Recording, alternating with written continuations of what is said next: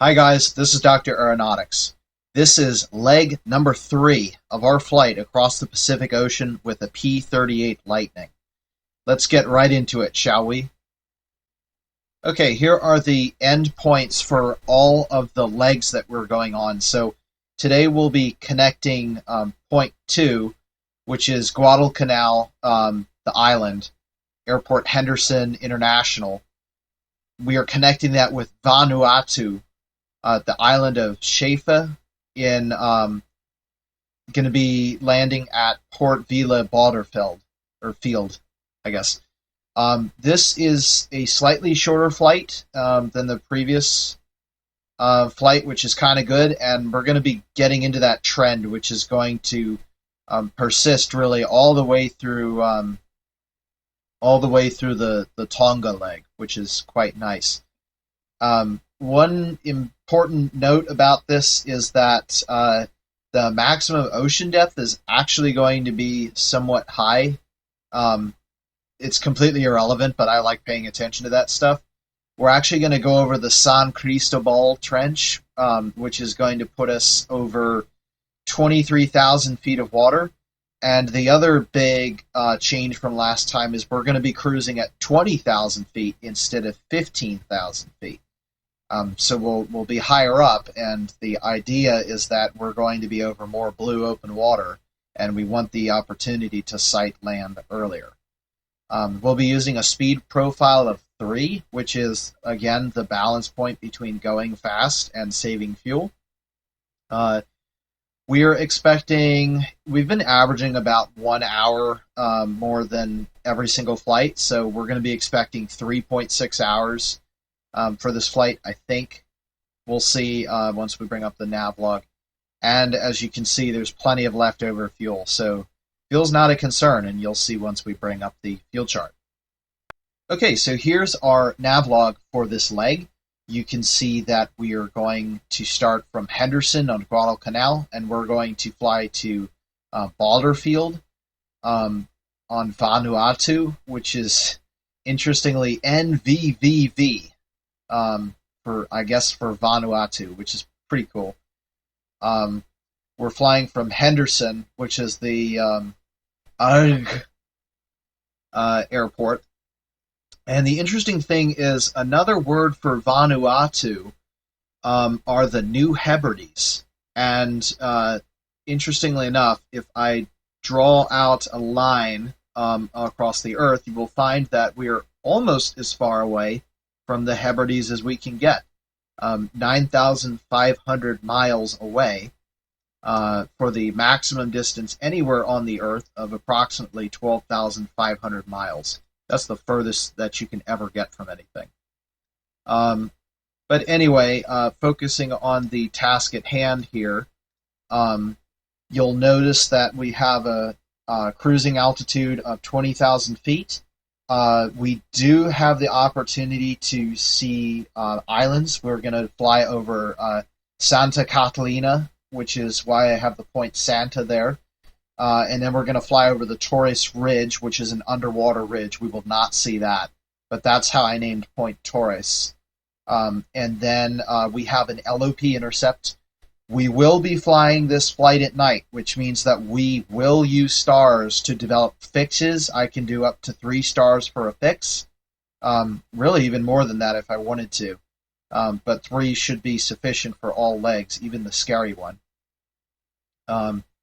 And the LOP intercept, I'm hoping to be perfect this time.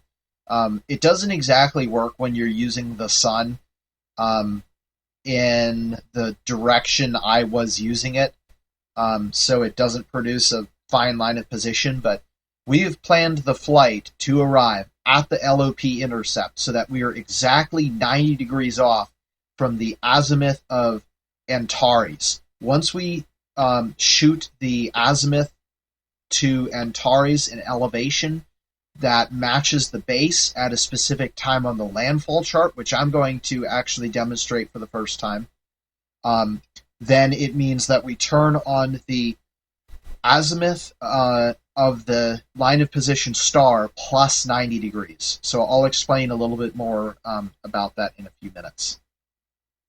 Um, Other than that, you can notice that I have revamped the expected fuel burn. We're now down to the very tiny burn rate of 71 gallons per hour, which is actually almost as low as our burn rate when we were in the lowest manifold pressure setting of 5 per the POH. So you can see that we are only expecting to burn 200 gallons, and we have 6 hours of fuel remaining, even at the third cruise profile. And the only reason I'm not choosing to go faster is because we determined via dipstick method on the second leg what our fuel burn rate is, and this is the time where we test the concept and we see how close we get. If I find that after landing we burned exactly 195 gallons, well then guess what? At that point we're going to assume that any flight we use burns 71 gallons per hour, and we can use that as the new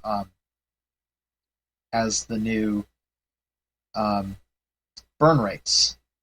Okay, so here are the celestial navigation checkpoints that I have planned out.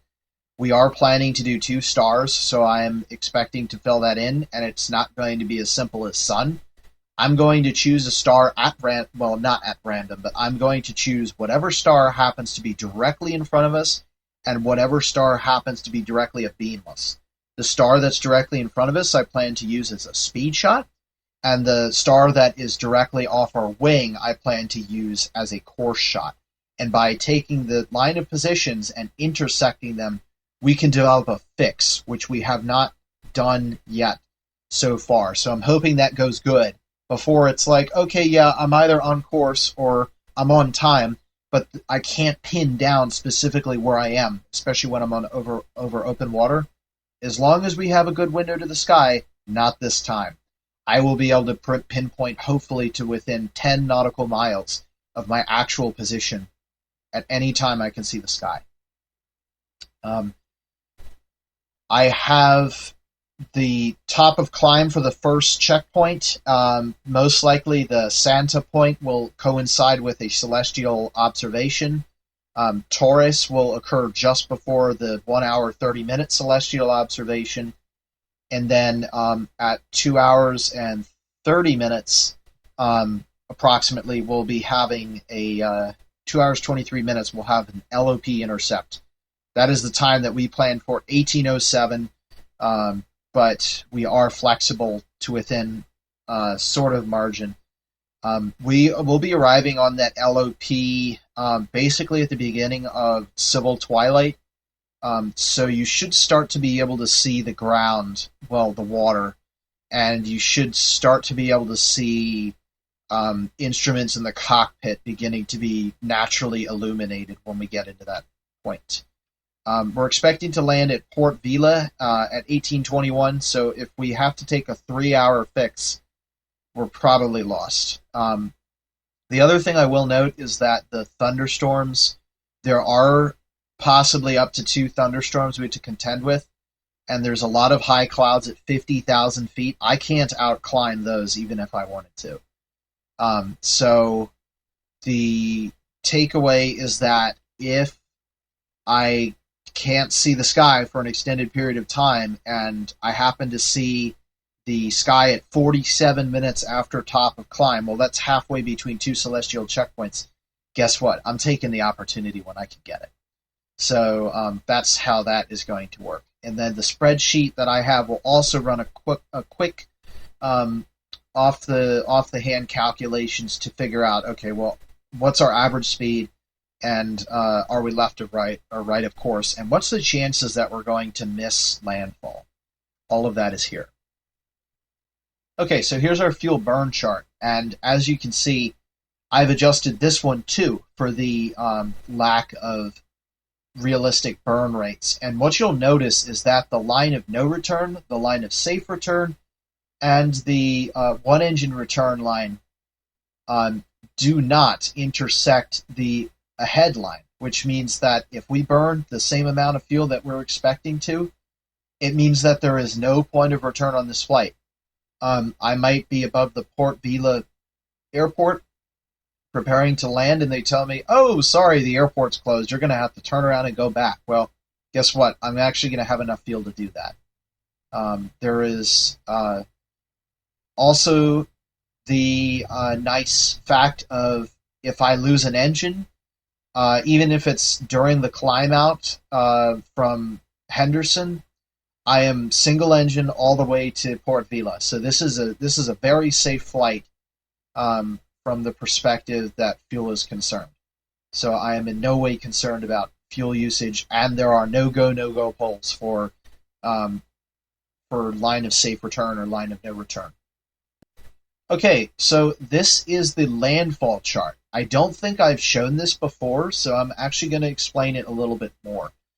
Basically, the idea of a landfall is that you want to develop a line of position intercept. And from what I understand it, a line of position intercept is a star or body that you can correlate its elevation with you at the same time as the base. So, for example, if a particular star is at a certain elevation, and you can be absolutely certain that the star is at the same elevation at the base, then all you need to do is note the azimuth of the star that you just took, and you turn along its line of position, which is exactly 90 degrees from wherever you shot the star. So you'll note that I'm expecting to be at Port Vila at 1807. And I want to choose an object of Antares. So I've planned the flight so that Antares, which is in the southeastern sky, which is going to be just about directly in front of us, I will be watching the altitude of Antares as we get really close to the base. And I have the altitude of Antares at the base also marked on the chart via the blue line. That's the elevation. And then I've also got the azimuth in red. So here's how this would go. Let's say that we arrived 20 minutes early at 1747. Well, how do I know that I'm there? Well, I'm going to be looking for the Antares, trying to sight Antares in my bubble sextant. And I'm going to be dialing in a elevation of 50 degrees in 5 minutes, because the current time will be 1747. And let's say that it's right on. Well, if I have 50.05 degrees elevation of Antares at 1747, well, guess what? Per the chart, that at 1747, Antares will be at 50 degrees altitude, 50.05 to be precise. So what this means is that at an azimuth of 110 degrees, we are the same distance in nautical miles across the surface of the Earth from Antares as base is. And what that means, because Antares is assumed to be at an infinite distance from the Earth, is those two lines are exactly parallel, and to intersect base, it's as simple as drawing a right line, or a right angle from that. So we take the azimuth of 110 degrees and add exactly 90 to that, we get 200, which means at that time, 1747, when I observe the sun at 50.05 degrees, I look at the corresponding row's azimuth of 110 degrees and add 90 to it, which means that we take 200 degrees of, and I have to convert it to magnetic because these numbers are in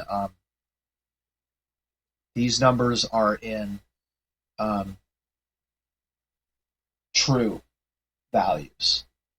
So I just turn down 200 and then continue following 200, and I can use the altitude of Antares to see whether or not I'm still on course. And then I just count down the number of minutes to where I should be at Port Vila. And that's the idea of an LOP intercept, and why I'm using this chart. Okay, and lastly, here is a map of our flight today. I have put the cursor pretty much directly over the San Cristobal Trench, which is just southeast of Point Santa.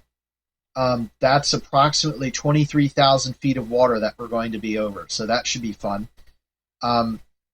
There are no islands between Santa and the landfall at, hopefully, Espiritu Santo, and that open water distance is something like 360 miles, of which roughly 180 will not be able to sight land. We are running at 20,000 feet, which means that we have a larger land sighting distance due to being higher up on the horizon. So we hopefully should be able to sight land Espiritu Santo before we reach Torres. If that's the case, then things are good. If not, it means that it might be too dark. But we should be able to get an actual fix at Torres and know when we're there, because I'm going to take a celestial sight at that point. And then, yeah, notice how far off we're going to be. We're going to be following the white line, not the red line. The red line represents direct VFR flight. The white line is our actual planned path. So we're actually going to go out towards the side of the LOP intercept. And the advantage of that is that we should be able to see the islands below us as dawn is breaking. So if something goes wrong and I have no idea what I'm doing, well, if I can identify those islands underneath the LOP intercept, it's pretty much time to go, whether or not I can do the LOP intercept or not. So this time it's less forgiving than the Guadalcanal, the leg to Guadalcanal leg, but this time it's finally time to get some actual fixes, because the leg from Vanuatu out to Tonga next? Next leg is going to be out to it's Fiji. Vanuatu to Fiji is a very blue water leg. That is also going to be done at 30,000 feet. And the reason I'm up at 30,000 is because of the massive amount of blue water and 300 some miles where we can't sight land. So that's where it really starts to matter. And another note about Fiji as well is that there's not too many islands. It's not in a big chain. There are some satellite islands, but if you miss the island by more than 10 degrees either side, yeah, it's not going to be good. And this leg is a little bit more forgiving in that we have an island chain, but unlike the Guadalcanal leg, it's not at a 90-degree angle to us. It's actually parallel to our course. So if we're significantly off course, we won't see it either. So going from east to west, from west to east, the challenges rise, which is why I'm doing it this way. If I did it westbound from South America to Australia, then it would be super, super hard, and then all of a sudden it would be easier and easier and easier, and then it would get to the point I'm like, why am I even doing celestial navigation? So that's why I'm doing an eastbound flight, is because the further east I get, the more difficult navigation will become. And that's a good way to learn. So the Pacific Ocean is my skill curve for or my learning curve for the game of navigation. Hopefully I can keep up. Okay, with that, I think we are ready to go. So we'll load up the airplane for night. Okay, as stated earlier, we are go for the weather, so we got to get rolling. We need to have brake release at our scheduled time, which is 15:27, and we should be just under 40 minutes from that. So we gotta get moving. I'm going to display the earlier parts of the checklist, since it's always fun to watch someone bumbling around in the darkness. I have a liquid crystal display, and in fact, I'm doing this flight locally at night so that I can actually see everything in the plane, and even then it's probably still not going to work. So anyway, beginning the visual inspection checklist. So we're going to check that the pitot cover is removed. Already having issues here trying to identify such thing. I can probably put it against the back. There it is.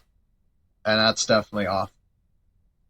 Check and make sure that the tires are inflated, oleo struts extended, nose wheel straight.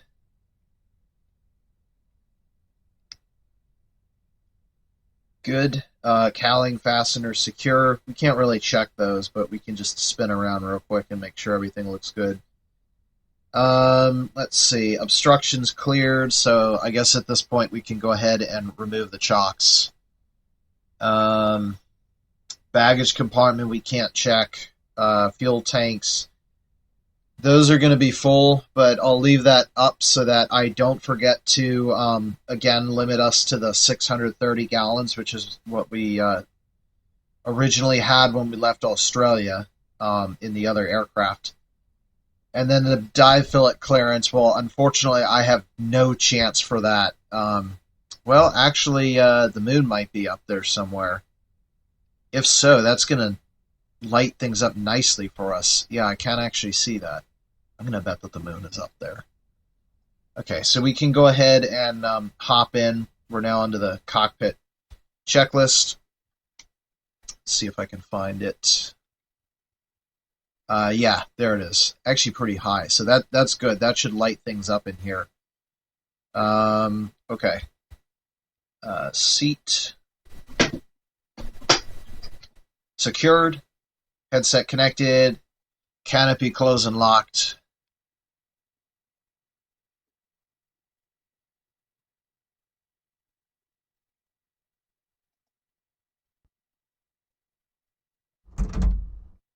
Okay. Flight controls, check. And we are missing, there it is.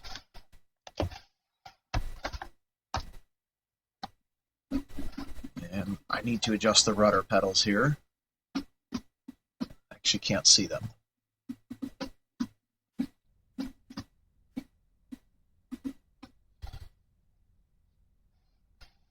Okay, everything is working, so we're good. Trim tabs, again, I can't see them, but the rudder should start at 0, so I'm going to put the pitch trim back 1, 2, 3 swipes is 3 degrees. And now the fun starts. So I got to put the fuel selectors to all. Well, not all. That's something in the checklist that I neglected to update. We want to go to reserve because that's what we're supposed to do. And right now we're in drop tanks. So I need to right click once. And once I find it, fuel selector, right click once, and hopefully that did the trick. Fuel selector, right click once, and again, hoping because I can't see it. Fuel booster pumps are off, bomb selectors on, and the arming switches are both down, which is the safe position. We're going to crack the throttle.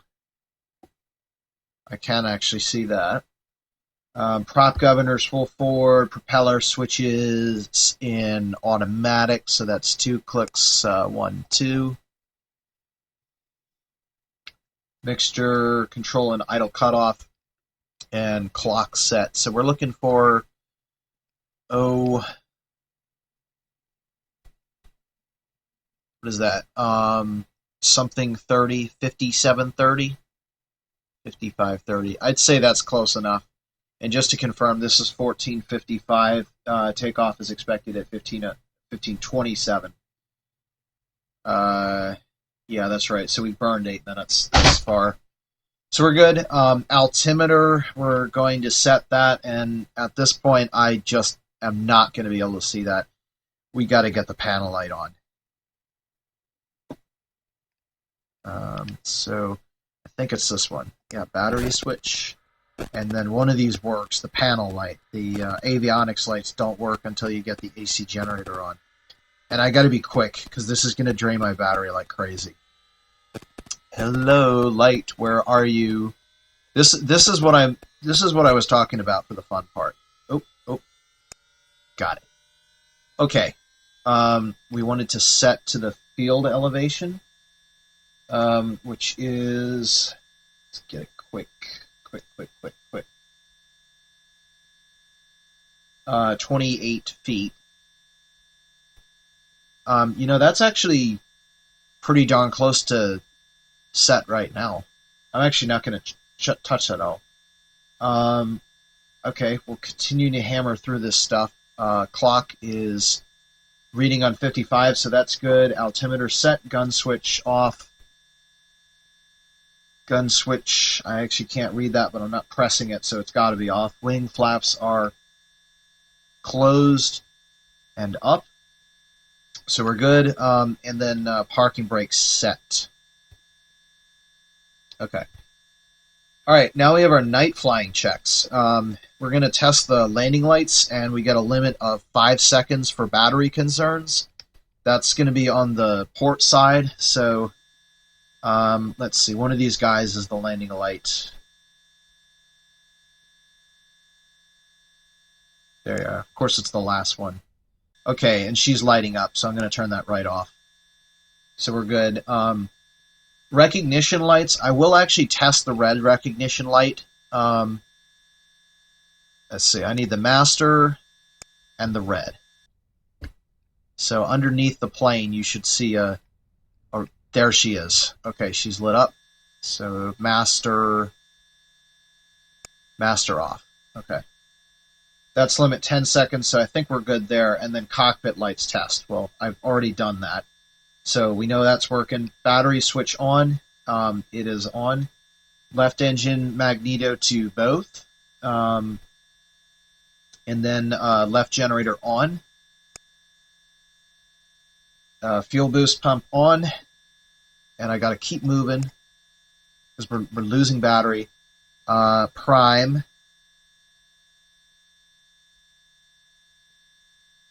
I can't see the primer.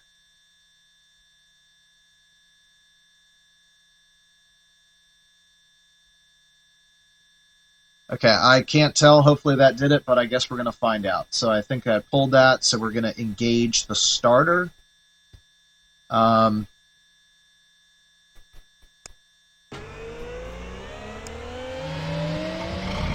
the inertia.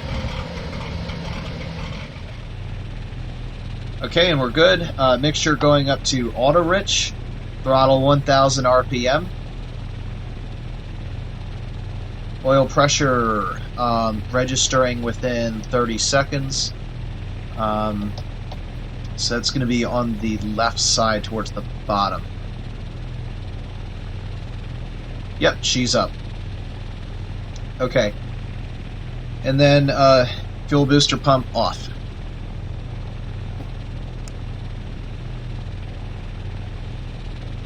Now we want to do our hydraulic checks.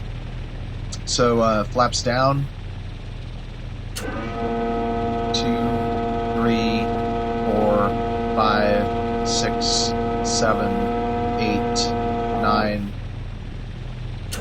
1, 2, 3, 4, 5, 6, 7, 9.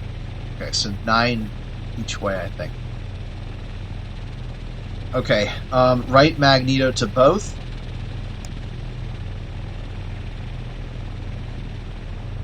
Right generator on. Right fuel boost pump on. And at this point, we shouldn't have to worry about it because we have the left generator running. Worry about power draw. Like I said, left generator is going. Primer.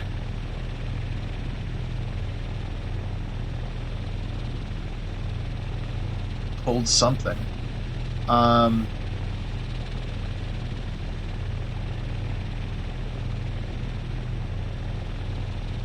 Okay, and start. Engage.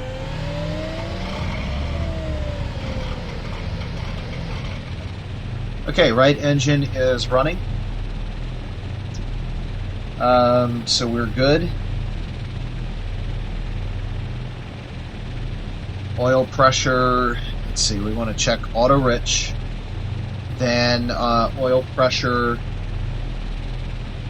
well, first throttle 1000 RPM. Then check the oil pressure, and that is up. Fuel booster pump off. Cool, so we're good. No worries about the battery anymore. And now our hydraulic checks. 1, 2, 3, 4, 5, 6, 7, 8, 9. Yeah, there's like no difference. 1, 2, 3, 4, 5, 6, 7, 8, 9. At least we're testing it, you know, like we would be in real life. Okay, so that's back to close now. We want to check the feathering switches here, and I'm about to end it for... yeah, I was going to say that's not going to work. And then check feather switch 2. Again, not simulated, but I mean, we can try it at least. Be realistic. And then we want the AC generator on, and what this is going to let us do is fire up the avionics light. So that is actually the light that I want to be running the whole time. I'm going to turn this big bright one off so that I only see what I need to, because it's going to be very dark there out in the ocean. This has its own high mode here, and I can combine it with this one to make the maximum brightness that we can manage in this aircraft. And that is how I can see my fuel gauges in the middle of the night, by which one is blacked out. So checking the position, yeah, we're in reserve, and checking the other position, yeah, we're in reserve, because the only one that I can't see is this spoke, that spoke, and that one, which means that the arrow has to be pointed in this quadrant, and I have that written down that that's the reserve. So we're good. Yeah, it's kind of dodgy doing things that way. Anyway, fuel gauge is check. We are full. And I'll go ahead and keep moving through with the taxi and stuff, and I guess we'll probably come back at the runway, because this is all the same we've been doing up until this point on the last leg, basically. Okay, we're parked on the runway now. Remember, we had to back taxi, so I can't really do anything about sitting on the runway for a good couple minutes, but look at what's showing up under the moonlight. We can actually see and confirm that we are in reserve, at least on one of the tanks, and I clicked them exactly the same. So if we see one that way, we see the other. It is night, so the humidity is probably high, so I've closed the windows for the time being. My guess is that in real life the aircraft would heat up on the inside once you close the windows, and that would kind of hope to drive off any moisture from the inside. Anyhow, we're going through the before takeoff checklist now, so we can do both fuel boost pumps on, and then we're going to confirm that the bomb selectors are on, arming switches and safe. I can't really see that, but there's nothing I can do to check it. Prop governors full forward, propeller switches are automatic, check. Mixture control is an auto rich.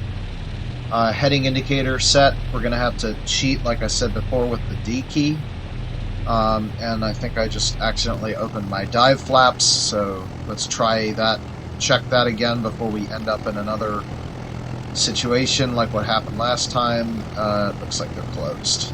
Yeah, they're closed. We're good. Vacuum, check 4 inches, but the vacuum never goes in. Check the generator switches are both on. 1, 2, on. Okay, the next thing, for some reason I have the coolant shutters as being closed.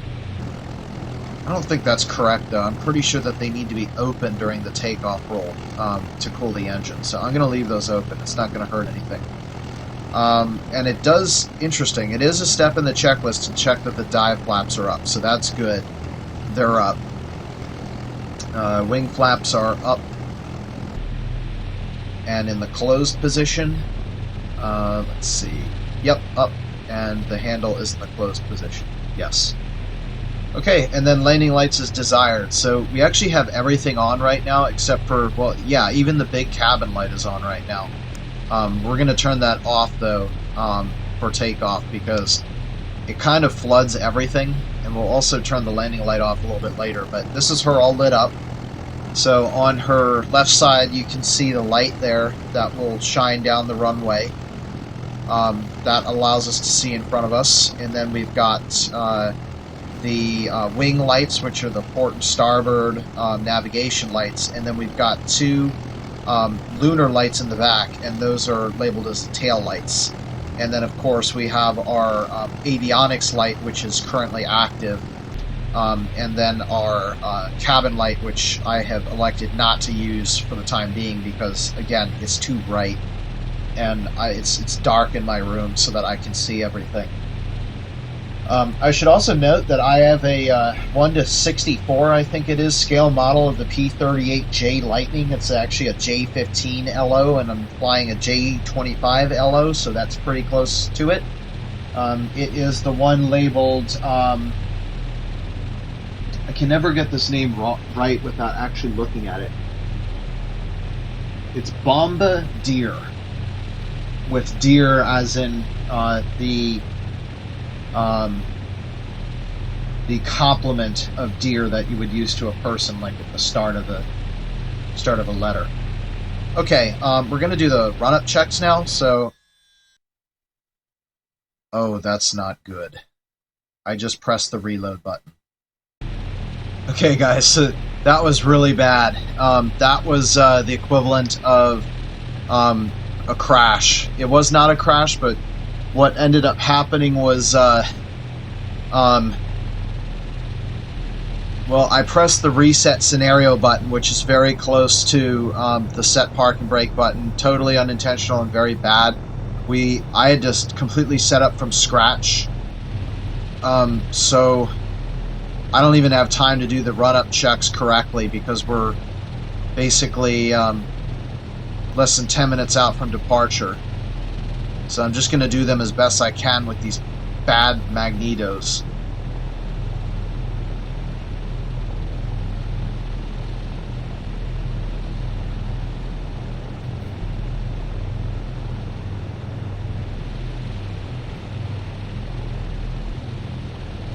I'm doing both at once, which I know you're not supposed to do, but I got to keep moving here. Let's see, tachometer's back to 2300. We're under 50 amps. And that's good. Throttle back to 1200. If I have time later on, I will redo the engine checks one at a time off screen. And then, of course, I need to also reset the fuel loadout because the entire scenario reloaded. So, lovely, isn't it? I don't think we have time. It looks like there's 2 minutes to go. Departure time brake release is at... Oh, no, we got a little bit more. Just a little bit. Brake release is scheduled for 15:27. So that's only 4 minutes. So I've really got to look at departure now.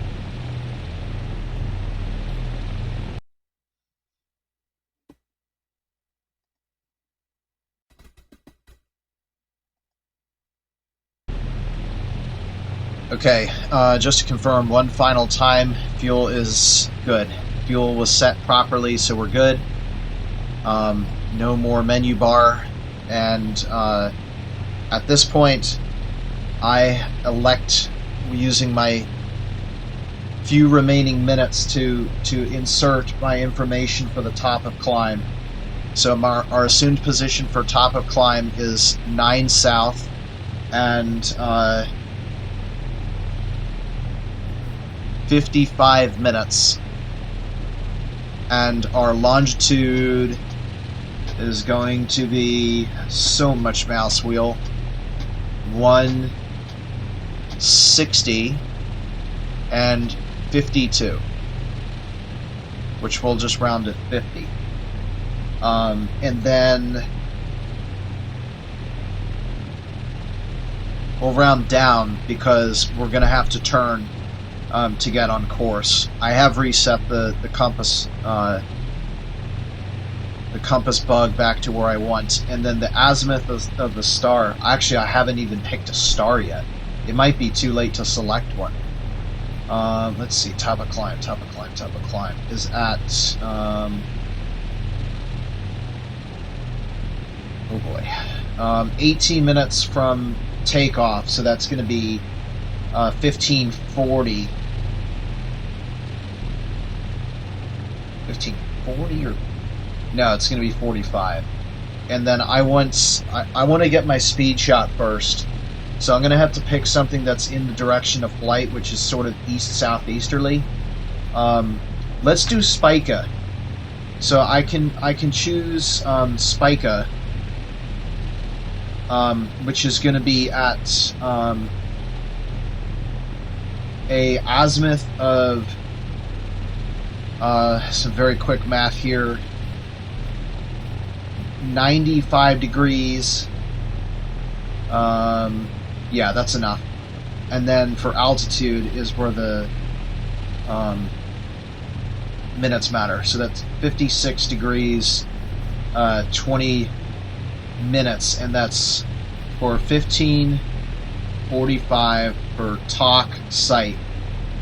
Assumed latitude -9 degrees, 55 minutes, 160 degrees, 50 minutes positive for that. Okay, check the time.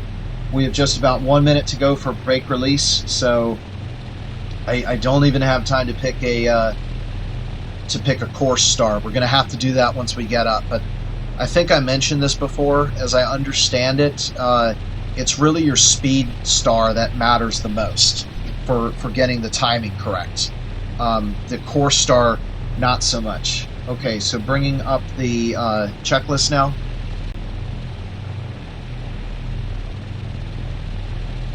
Okay, takeoff is in place.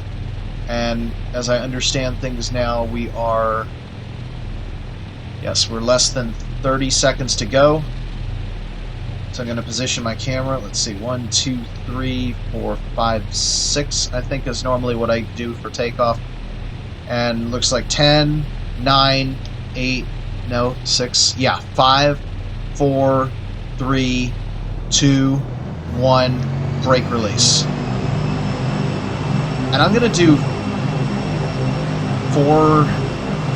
40 inches of manifold pressure, because last time it was 45. I believe that to be a little much. You'll notice that the release was a lot better that time. Okay, gears coming up. Okay, we had an on-time takeoff of minutes 27, and we'll bring the manifold pressures back here to check everything here. Checking the temps. Let's see, our oil temperatures are looking a little bit high. Let's see if I can fix that here.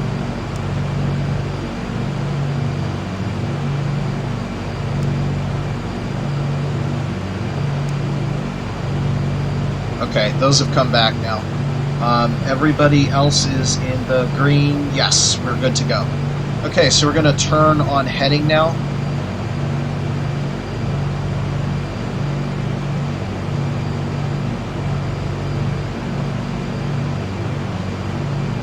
And throttle back up to climb manifold pressure. So anyway, the reason why brake release was so much more smooth is because I did it from the yoke rather than my rudder pedals, which don't work all that well.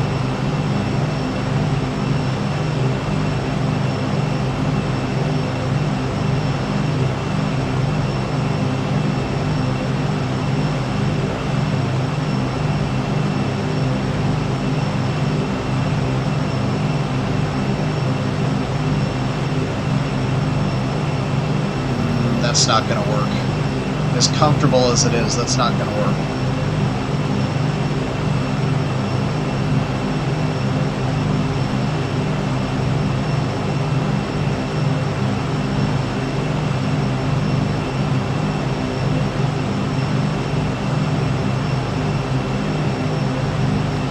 actually doing all right on climb performance. We won about 160, and we're not too far above that. So normally I would check the nacelle to make sure that the landing gear is up, and it is. So we're going to go to the climb checklist now. Throttles of 40 inches, and we're going to bring the RPM back to 25 inches. Or 2,500 rather. RPM. There we go, and I'm recognizing that pitch that I like to hear. Establishing 165, and we're going to check our engine instruments. So over here, 1, 2, 3, 4, 5, 6, 7, 8, 9, 10, 11, 12, 13, 14, 15. Everybody's good. Trim set for just about 165. A little bit too nose high there. I believe we were set. Boost pumps both off. 1, 2. And then landing lights off.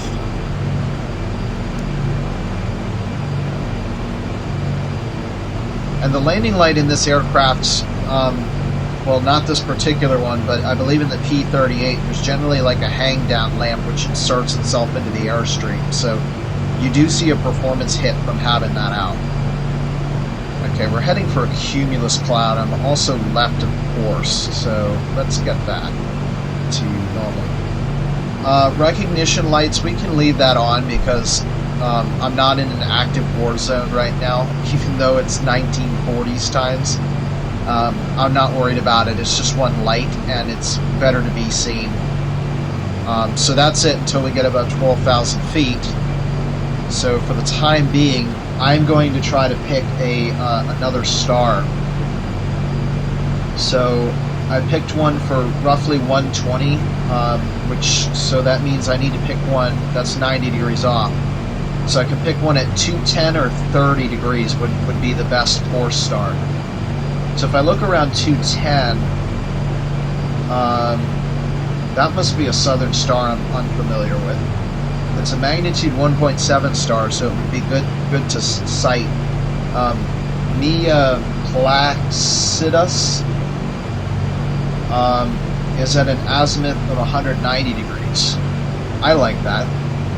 So let's do Mia Placidus.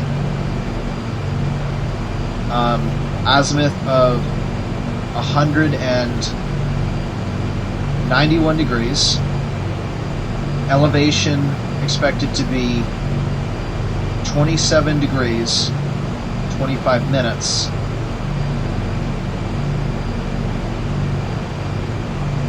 Inherit the latitude and longitude.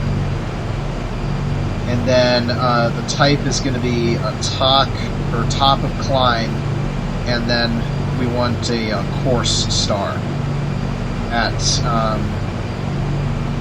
probably at 1545, but I'm not sure about that. So I need to get set up for that event when we get there.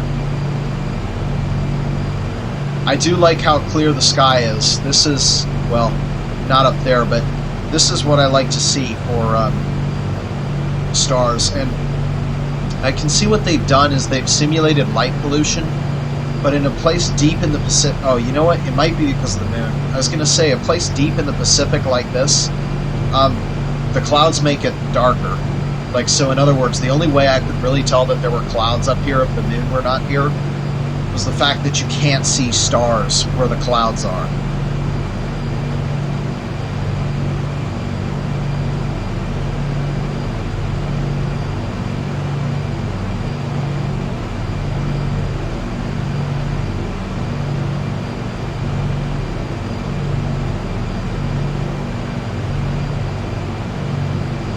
I'm also going to pull up my cruise information so that I know what my power settings are to be at the level off. So I also want to see if I can transition more to foot flying again, because that ties up my hands here.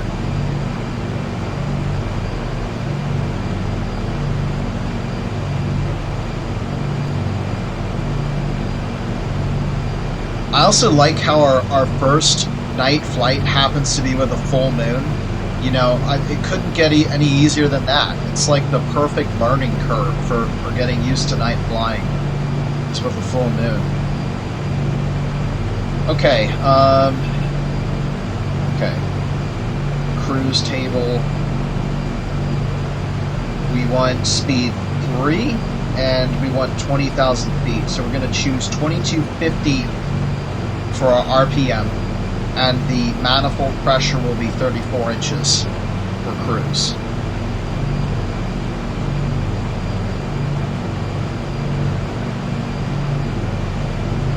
And this here is the interior of Guadalcanal. A lot of big rivers flowing out towards the oceans.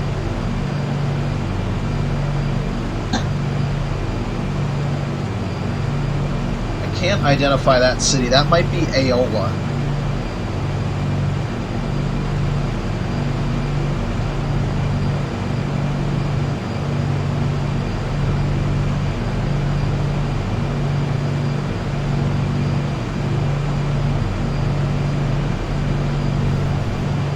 And one of the things that I want to do this run through is get a lot better at my instrument scan.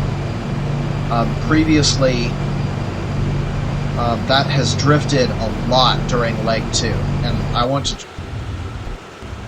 What?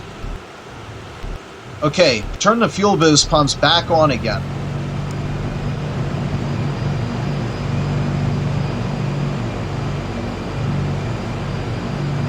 Are we really at 12,000 feet?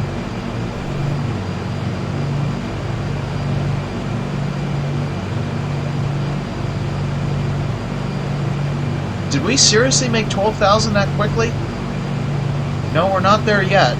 Oh wait, well, unless we're at, yeah, we're coming up on 13. Okay, that was my bad. Not paying attention. So we're above 12,000 feet. Boost pumps, they're on now. O2 pressure, that's at 500, and O2 flow on. Because let me tell you guys, it's as if the O2 flow is off to me in real life right now. And check the blinker. Blinker's working. Okay, back in business. God, that was scary. I was like, no, that's bad, very bad for going over the open ocean at night with only celestial navigation. It was an expected unexpected. Wait, an expected unexpected? No, it was an unexpected expected. I wasn't paying attention, but it certainly is expected. Okay, how are we doing for time? We're more than halfway through the climb, and we're at 1537. I'm expecting to level off and take the top of climb site at minutes 45. Still doing alright for speed. We want about 160 now. Yeah, we could do for just a hair more nose-up trim. And I'm also going to work the E6B to line up our anticipated top of climb pressure. So we're expecting -7 for our temperature. We are most decidedly negative now because we're at 20,000 feet. Even on the equator, it's cold. So lining up -7 with the pressure altitude of 20,000 feet. And if we have an indicated of 160, that's going to true about 228. We're going to do a little bit faster than last time because we'll be at a higher altitude. Okay, looks like we are at, yeah, we're just pushing right through climb. We're at 16. And that's good. Sufficiently above these cumulus clouds, we have a nice dark view of the heavens. That right there is what I want to see.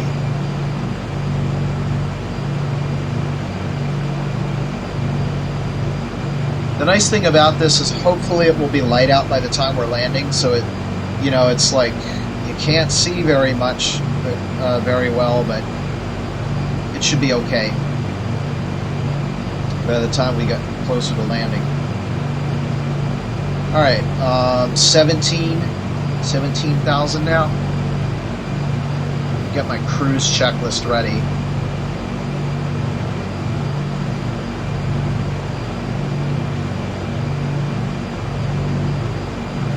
So just so that I have this memorized, it's throttle, prop, trim, instruments, fuel, position. Throttle, prop, trim, instruments, fuel quantity, position. Okay, I think I can do that. Oh shoot, I'm actually using the wrong checklist. I opened the wrong checklist for the old one. I have to open the new one. I want the MilVis checklist.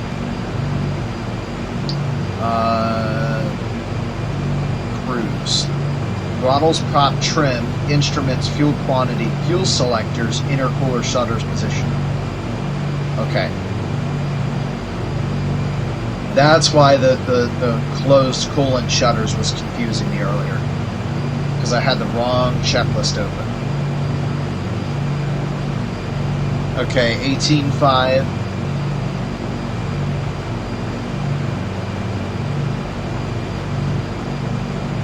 And I'm hoping for a indicated airspeed of around 200 knots.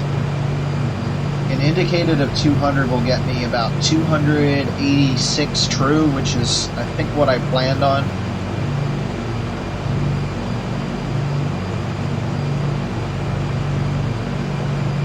Yeah, I planned on 291 true, and that's based on the leg 2 performance, coupled with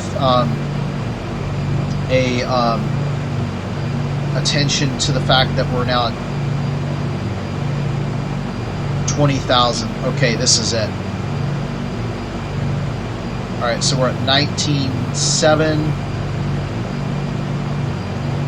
19.8.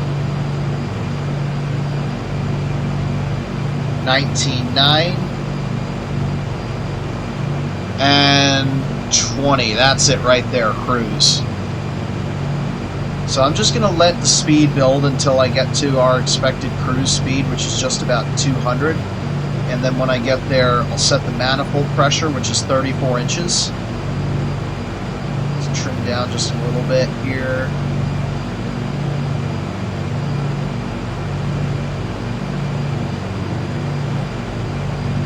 Okay, 195. And that's close enough. Okay, 34.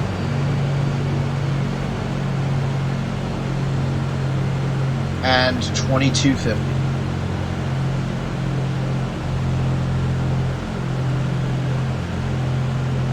That's it. Power, pitch, and trim.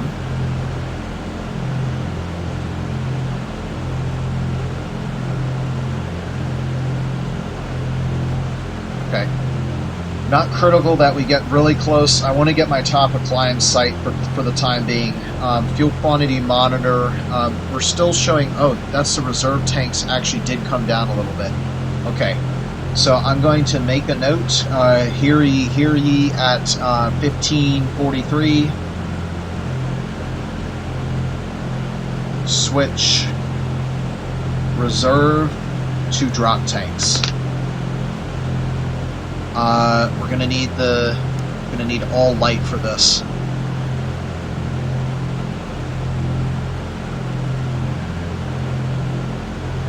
Okay, that's it there.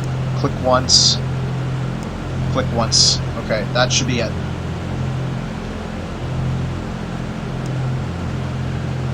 Okay, fuel selectors are on drop tanks, intercooler shutters.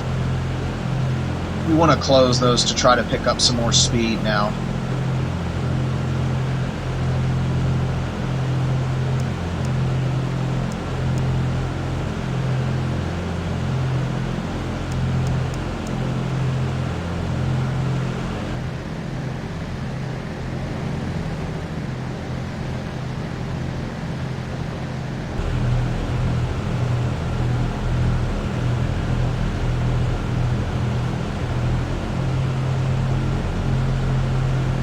something funny with the power.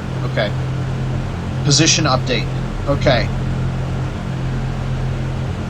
4430. Oh, yep, time to start the shot. And you'll notice that the background is now brown, and the star is a star instead of the sun. That's about averaged out. So 1545, I think we'll go for a 0 offset. Star 1 name is going to be Spica. Star 1 azimuth. Oh shoot, I didn't put the star position in.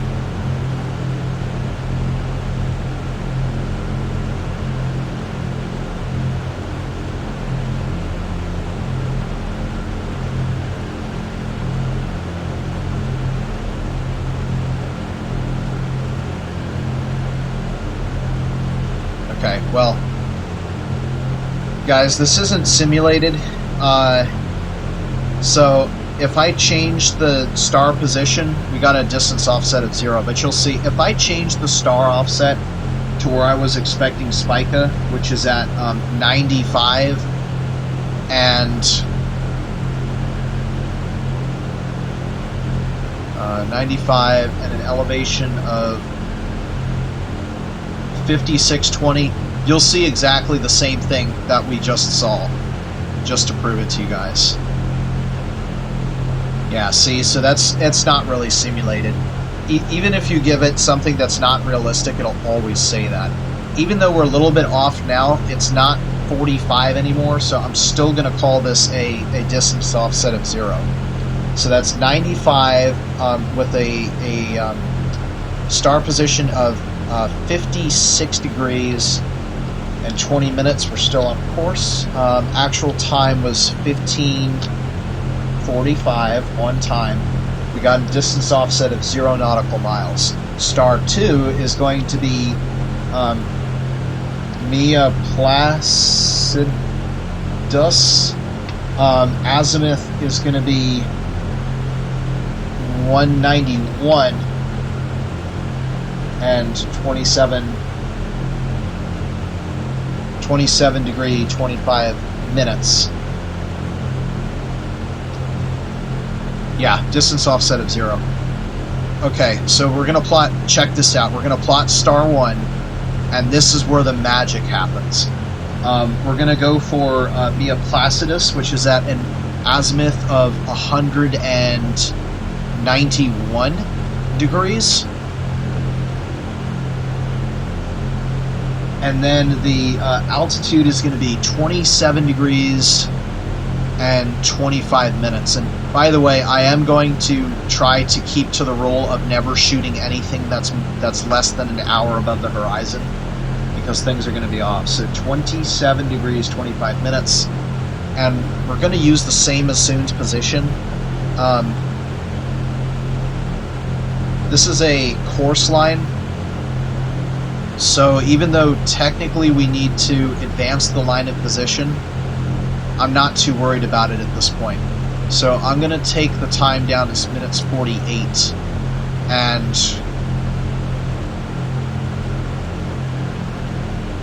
we're pretty much right on it.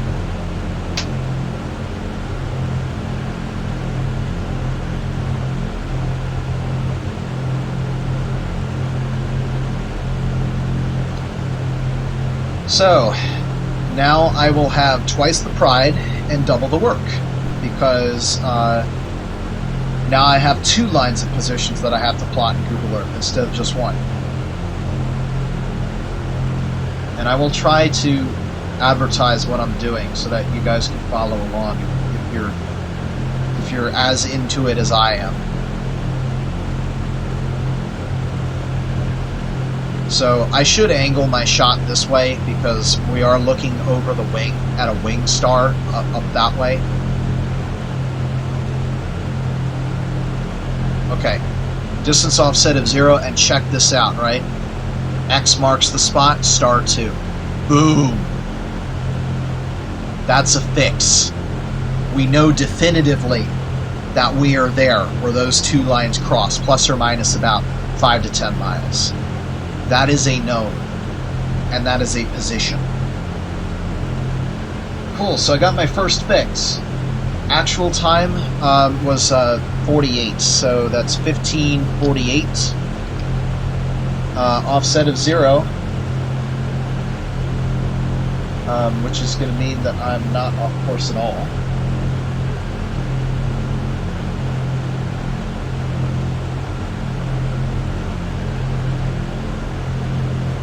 Cool. Okay, Point Santa is at 1610. That's in 20 minutes, so I got to get ready for that. But meanwhile, I'm going to plot my position in Google Earth. So what I'm going to do now is open the roller tool, and I'm going to go line, and it's 0 nautical miles. So what I'm going to do is look at Spica first. Spica was at a azimuth of 95 degrees.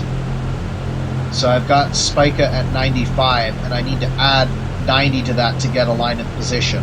That's the blue line you see going through there. So that's going to be at 95 plus 90, or 185. That's the line of position through it, 185 degrees. And I'm going to name this I'm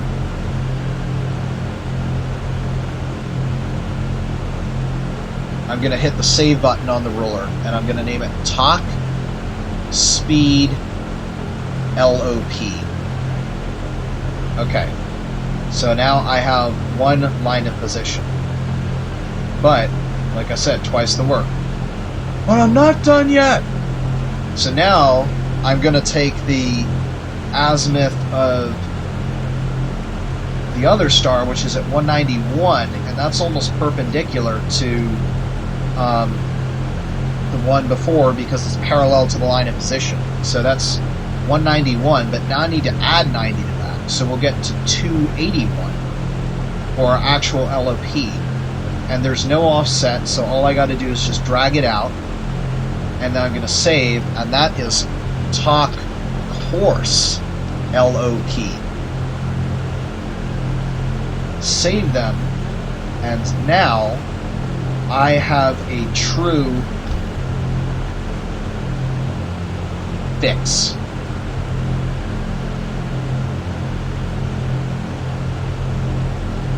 Perfect. That's what I was hoping for.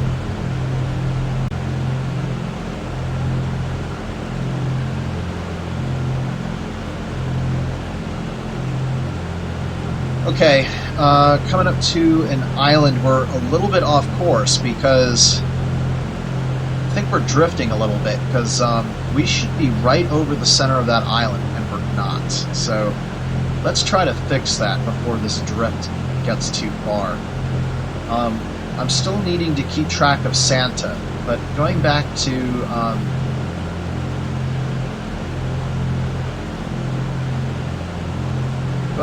my tasks.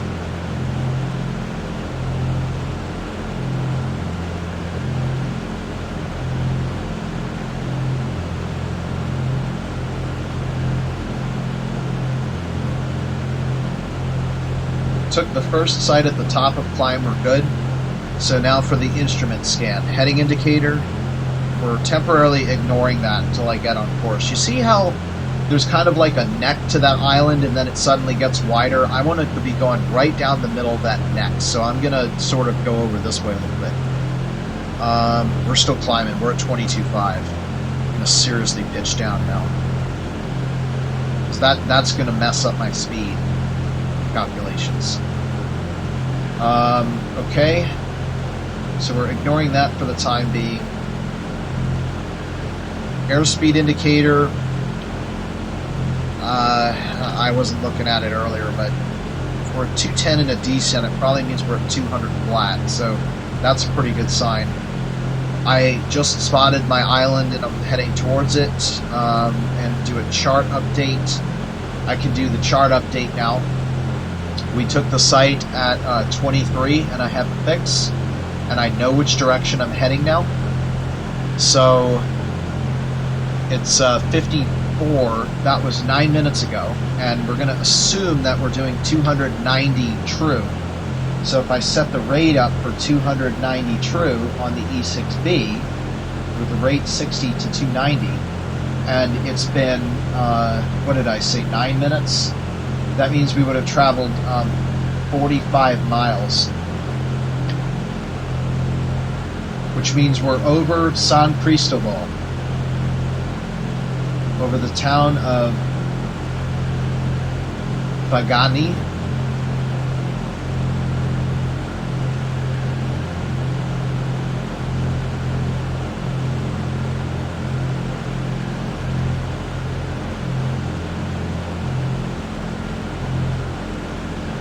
Go back to the flight plan and still make sure that I'm following the right compass heading. Talking Santa is supposed to be 115.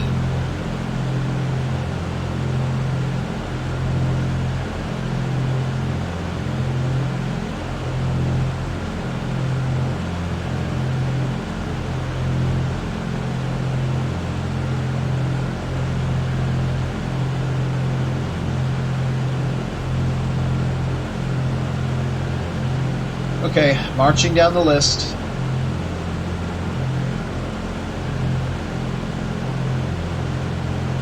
Fuel consumption rating gallons per hour. Well, that's, I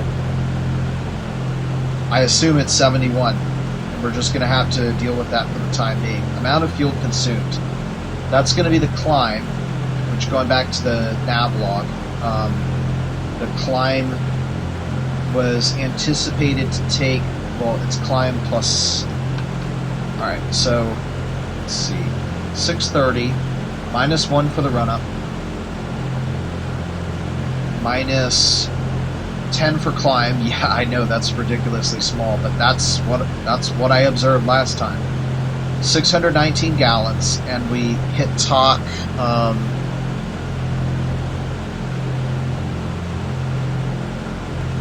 11 minutes ago. So in 11 minutes ago, at burning 71 gallons per hour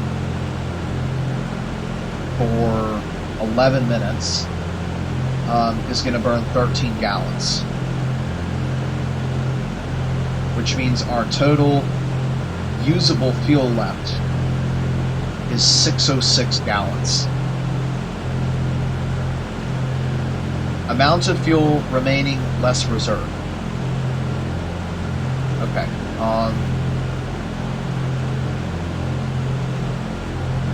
Oh, I just calculated that. So okay. So the amount of fuel consumed is 13 plus 10 plus 1. So 24 gallons consumed.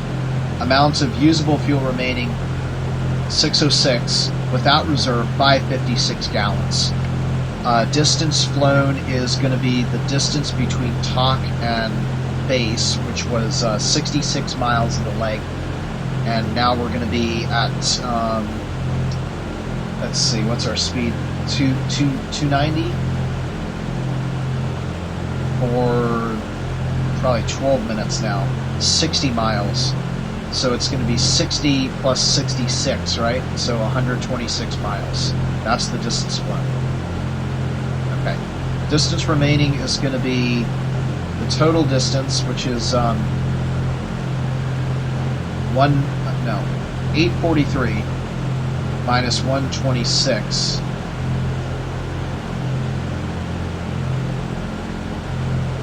$717 miles remaining. Interpolated position. Well, kind of did interpolate my position, but I think it's pretty much time to turn back on course now. I think we've fixed that off courseness now. Interpolated position, we just did that. It was possible to return to base. Is it possible? Yes, at all times during the flight. So I can really skip that one. Okay, so now I'm up to my celestial checkpoint. Wait, no, I forgot the talk checkpoint. We need to convert to true altitude. So that's going to be the selected pressure altitude, which go into my nav log. We have selected up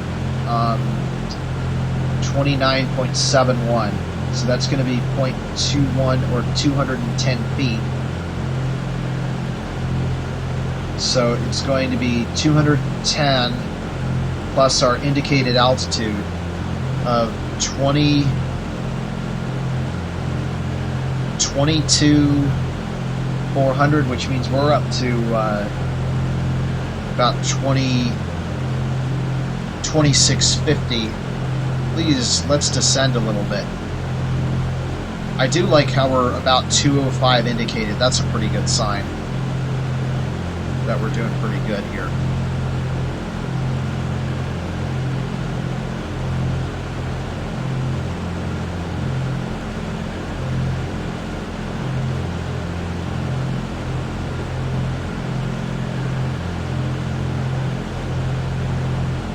Okay, keep marching forward so I don't get behind true altitude. I can't do that because I can get pressure altitude, but not true altitude because of we don't have outside air temperature available. Calculate ground speed from the previous site. I didn't have a previous site, so that's impossible.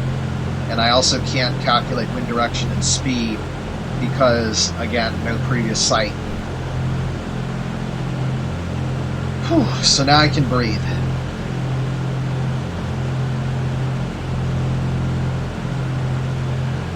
All I gotta do is watch the heading indicator and look alive for the next celestial checkpoint, which is at 16:15.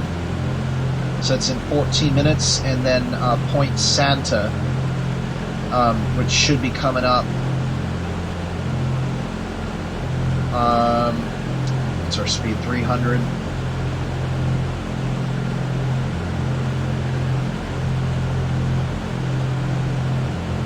Let's convert altitude real quick. -7 to 20,000.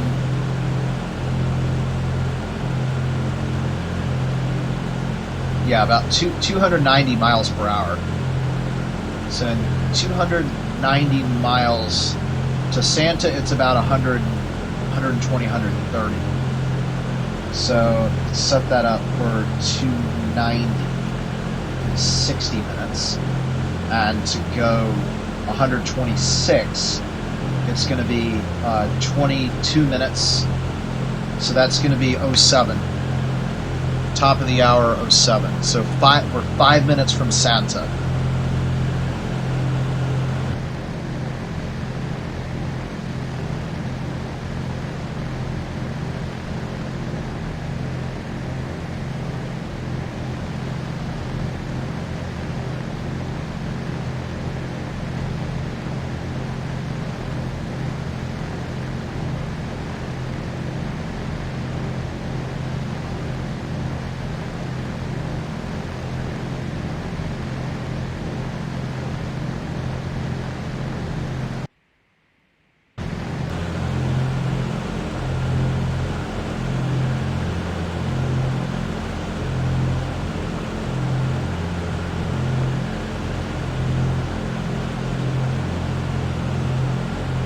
And per my chart, we're right on course.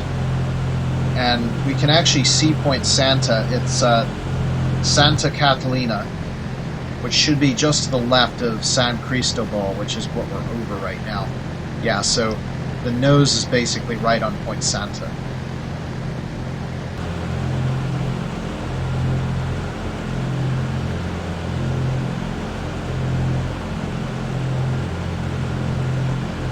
Okay, and the other thing I can do is set up for the next site. So that's going to be at 1607. Wait, no, 1615. I don't need a site at Santa because I can tell that we're at it. I'm not worried about that. If it were overcast, it would be a different situation because I need to turn at Santa, but I can directly observe when we're at Santa, so there's no concern there. And the position of Santa is 10. I didn't get this written down. 16:15. Talk plus 30 minutes. Assumed latitude is going to be 10 degree 54 minutes south, and longitude of 162. Wow, we're getting really close to the anti-meridian. 27 minutes. Okay. And I have to really figure out what I want to shoot. So I need to do this now, so that I know what's available to me for course and position. So updating now, 10 degrees, 54 minutes, and 162 degrees, and 27 minutes. We are flying southeasterly.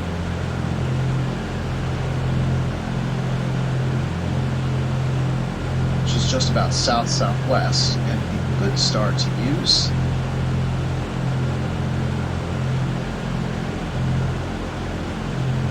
South-southeast, I was looking, or east-southeast, there we go, I was looking the wrong way. Huh.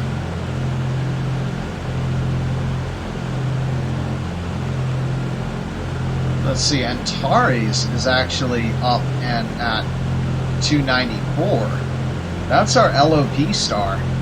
Let me see how close Spica is to that. Just to make sure I was doing things okay. So Spica was at... Oh, Spica was at 56. Okay. Azimuth of 273, so that's 90. Yeah, I think Antares is actually going to be better for this. Alright, we're 1 minute from Santa, and you know, I think we're running behind. I'm expecting to be at Santa at 1607, so we are running slow. So either we're not going as fast, or there's a hefty headwind.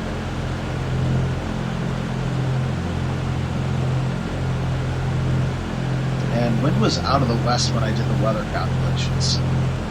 So anyway, I need to get Antares written down. So Antares is going to be at an azimuth of 114 degrees and an elevation of, that's above 1 hour above the horizon, 21 degrees 35 minutes, and then turning us 90 degrees to the south-southwest. See if I can get anybody here. I think Avior would work out very nicely. Avior is at an azimuth of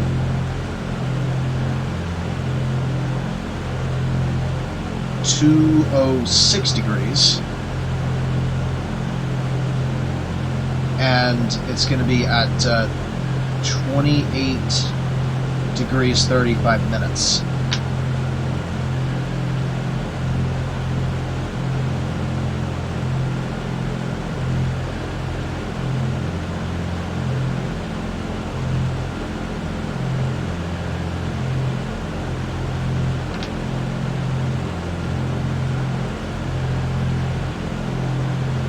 Okay, and as we approach Santa, I'm going to get set up for the next shot. 10 south, 54 minutes. 162 east, 25 minutes.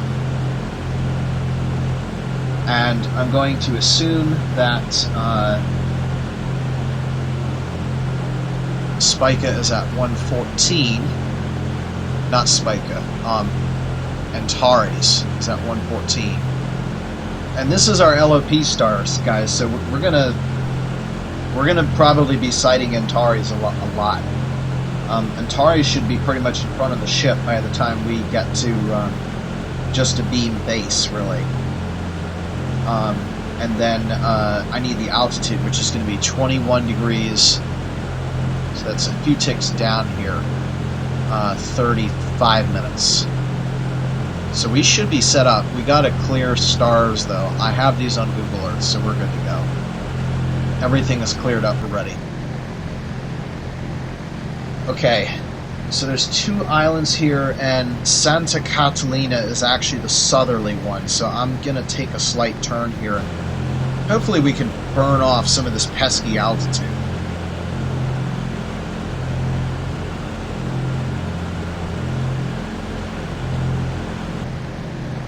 That might be something that has to do with what's throwing off my timing calculations, because we're in a different wind layer.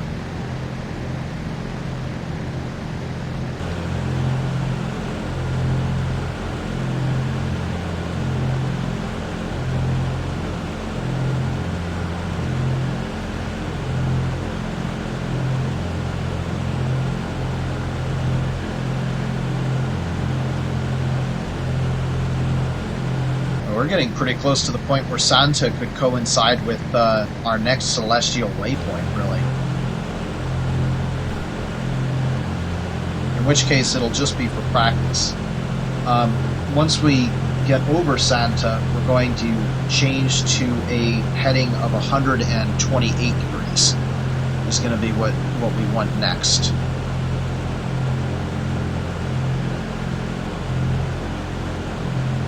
Just going to look about like that.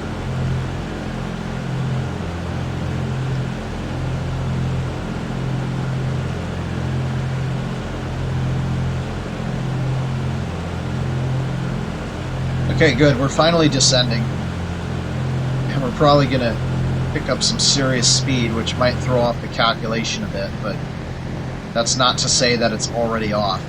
Okay, we're almost above Santa.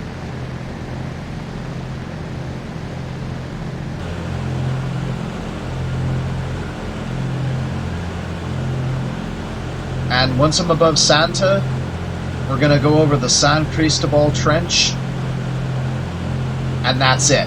I can't sight land anymore. It is 100% on the heading indicator,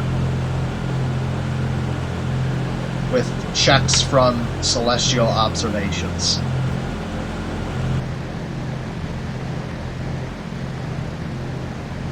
Okay, I'm calling this Santa. Take the time down. We're at Santa at 1612. Wow. That's impressively slow. And now I'm going to fix our heading so that we get on the perfect heading. And that'll be it. So in 37 miles, we will be in 23,000 feet of water. When you add it to our altitude of 20,000 feet, it'll mean that the aircraft is over 43,000 feet above the solid surface of the Earth. So, assuming that we're doing 270 instead of 290, in 37 miles, that will only take about 8.5 minutes. So, by 1620, there will be 23,000 feet of water under this craft. And right now, there's a small island. Well, maybe not anymore. Yeah, not anymore. Say bye-bye to land.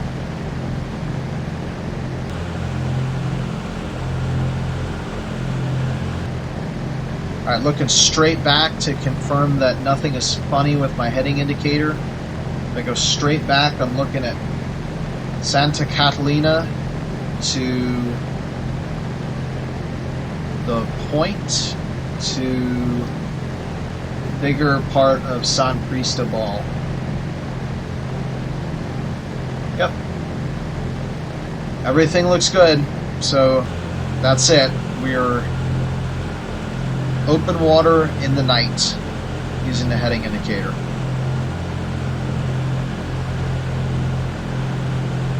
Oh, we are 35 seconds from the shot.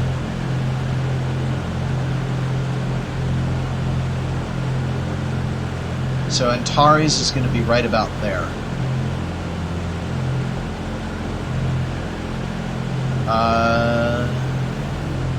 15 seconds to shot.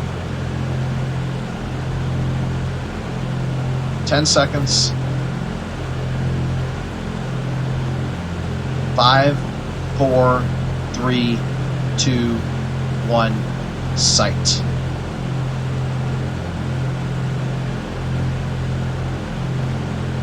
Okay, we're averaging above, so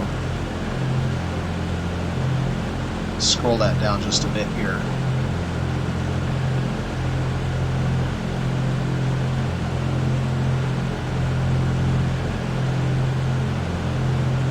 And I know where I am, so this is more of like a sanity check before we go out over the deep blue water.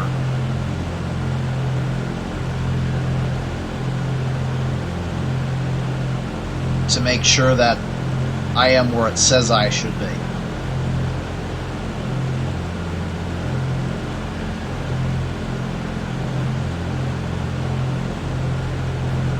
And I need to get this stuff copied in. So the actual time of shot is going to be 16:15.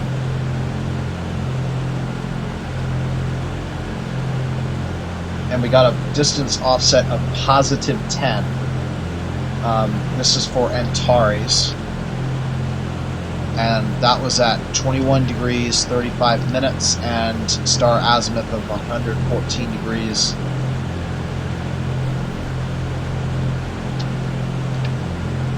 Star 2 is going to be Avior. And I think that's all the information I need. So I'm going to plot star 1 now. And yeah. So that's good. That's telling us that we're ahead of Santa by 10 miles, which is true because I took that site after Santa.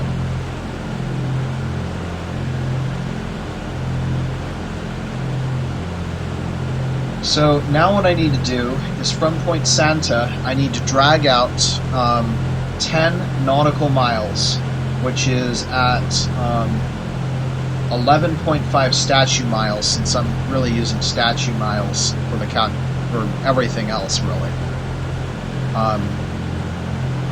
Out at an azimuth of 114 degrees. 11.5 at 114. So now what I do is I take the tail end of the vector, which is at Santa, and I'm going to drag that down so that I'm at 114 plus 90 degrees, or 204 degrees, and that represents my line of position once I extend it on both sides. So 204 degrees, I'm going to save, and that is 30 minutes fix, speed, LOV.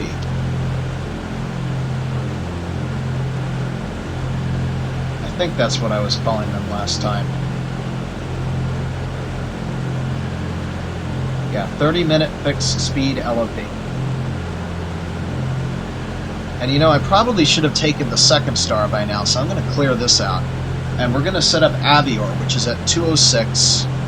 So it's almost directly abeam us, so there's going to be a little bit of error, but I'm not so concerned with subtracting that out now. Maybe later in the flight when I have more confidence in what I'm doing, and then that's correct. 28 degrees, 35 minutes.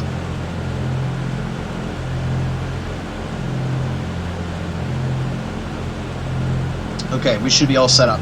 And it's going to be just about directly abeam us, so we have a great shot of the heavens there.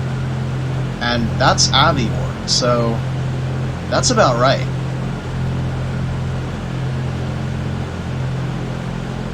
If not, we're averaging slightly below.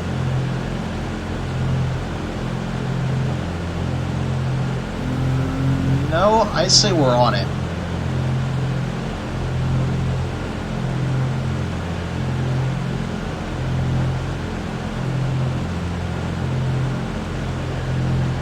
Check the heading real quick before that gets away. Yeah, we need to go back the other way now.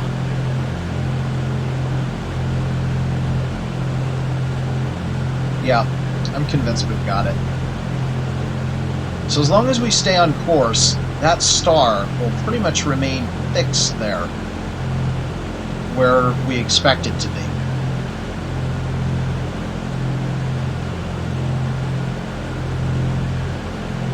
Okay. Distance offset of 0 nautical miles, mark star 2. So we're a little bit east of, we were a little bit east of Point Santa when we made that. So here's what I'm going to do. I'm going to, that's a 0 offset, so I'm going to drag out 204 degrees from Santa, but there's no offset. So I grab the tail and subtract 90 degrees from it. Or I could add 90. That's easier. Let's do 294. It's whichever way you want, because it's not a ray, it's a line. So it really doesn't matter which way the line goes. And yeah, that's a fix that matches the chart there. So this is the 30-minute fix course LOP.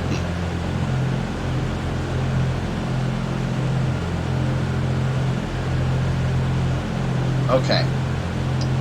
Well, that's a definite fix where we were. I am not concerned about my ability to celestially navigate. I'm totally fine with that. So now what we got to do is, it's the calculation war. So heading indicator where I want it. Airspeed indicator is actually higher than I was expecting. 220. Are we still descending?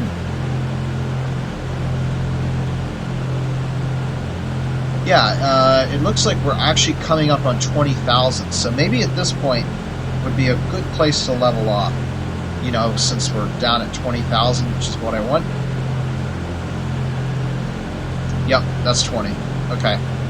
So I will begin watching the VSI. There are no islands to watch for. Chart update. We took the site of Avior, and I do got to get that stuff copied down. So Avior was at 204 degrees for the azimuth and 28 degrees 35 minutes. Actual time sighted was, shoot, I don't think I wrote down the actual time of sight.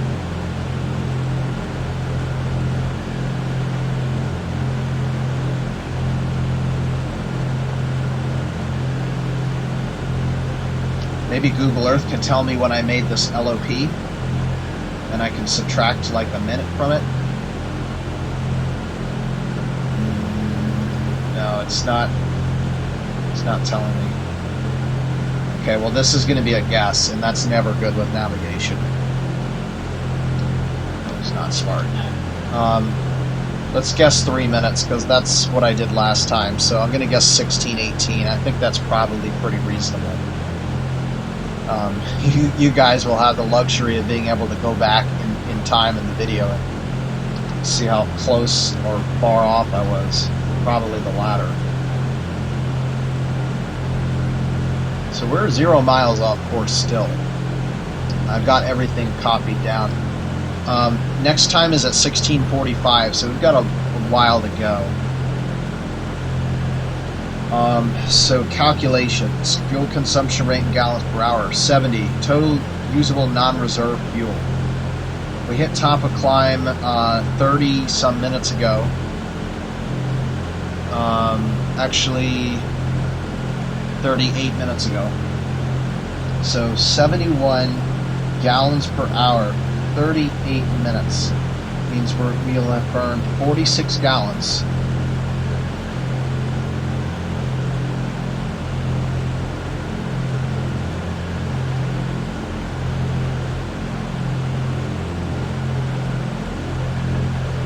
So we have 573, sorry, hang on, 57 gallons consumed.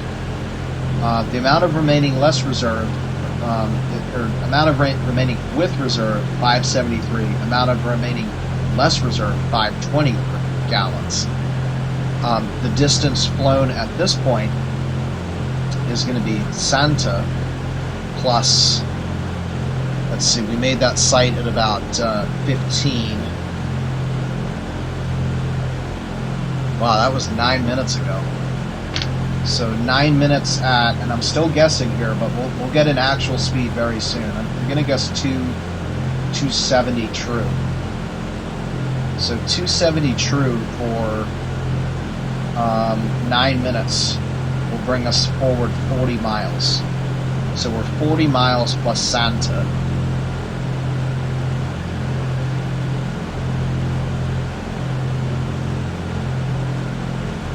Which means that we've flown 232 miles.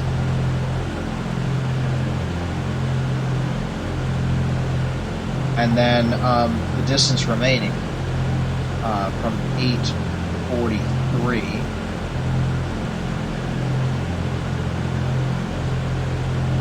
611 miles.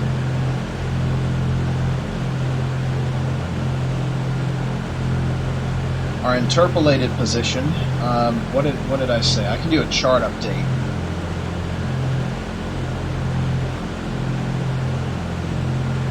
$40 miles. Now it's probably going to be about 50 miles. So we passed over the trench already, guys. Right now it's showing me at about 17,640 feet of water. We're over the... I guess it would be considered the southern rise of the San Cristobal Trench. It is possible to return to base. I did the celestial checkpoint. Okay, let's do the actual checkpoint during the flight. True altitude is not really going to change. Although, yeah, oh my gosh. Descended too far, now we got to climb back up again. But it's only 400 feet, so I'm not that concerned. So that's 250 feet plus our current altitude, so we're at about 19,950. Not bad. And now here's where we actually have to do our position update.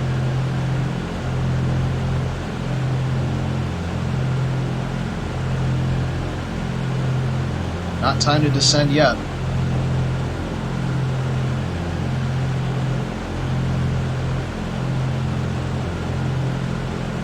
Okay. So all I gotta do is figure out the distance between Tok and Santa, which is 127 miles, and line that up with the minutes that it took us to fly. So 127 miles took us 28 minutes.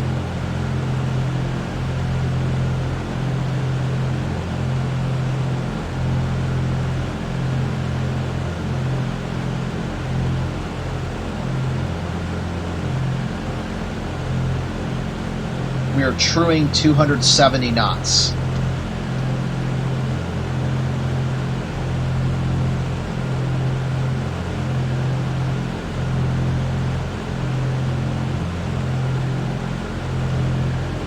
Whoops, not knots, miles per hour. Well, that's a little bit unfortunate. I was hoping to go faster now that we're at 20,000. You know,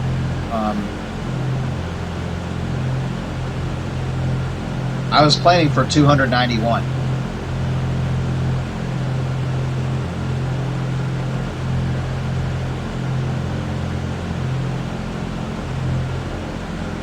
So 600 miles.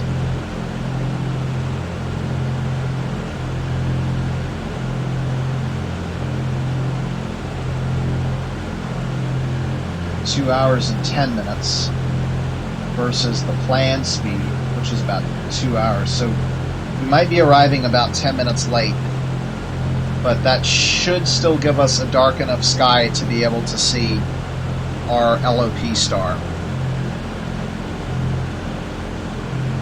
Let's look outside to see if there's any sort of pesky drag items out of the craft. I think I might see the coolant Yes. Okay. So we can shut these guys. This'll get us going a little bit faster. Those are the intercooler flaps,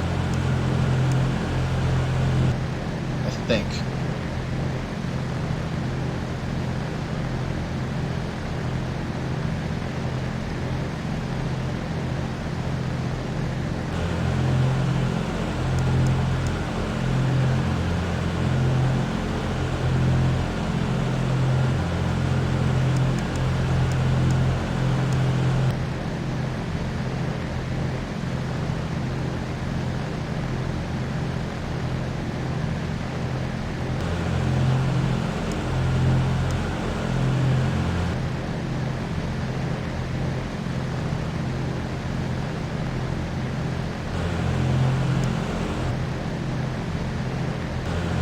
Okay. For some reason, it's the very down position that closes them. Oh no, it's not the intercooler. That opened the intercooler flaps. Okay, intercoolers are shut. Oil shutters are shut. And the coolant flaps are shut. So we're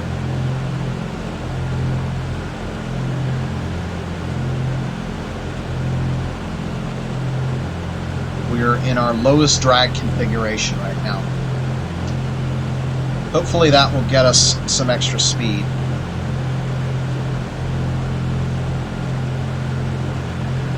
And now I got to set up for the next position. So I'm expecting to go 30 miles, and we know our true is 270 now. Sorry, 30 minutes, not 30 miles. So in 30 minutes, that puts us 135 miles down. So a new assumed position, 1645.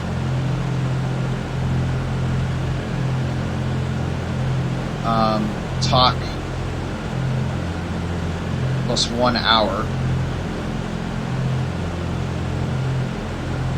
We're going to assume 12 degrees south,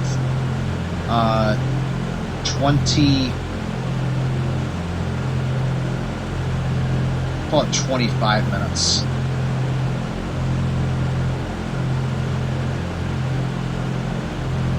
And our assumed longitude is going to be 163 degrees. Nope, that's going to round up. 164 degrees, 0 minutes exactly.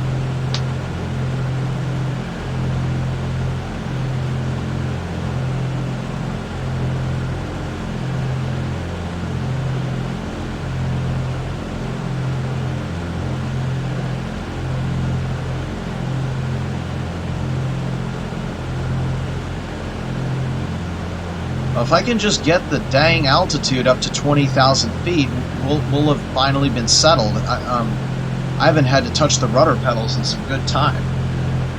Let's see, 1235, 1225. Okay. And now I have to change that in Skyview Cafe. So 1645. And our new position is going to be 12 degrees,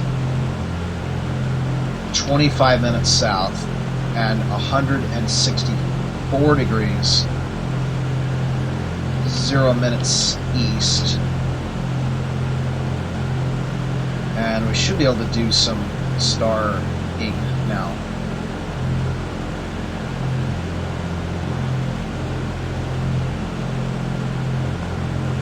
I'm still looking southwest.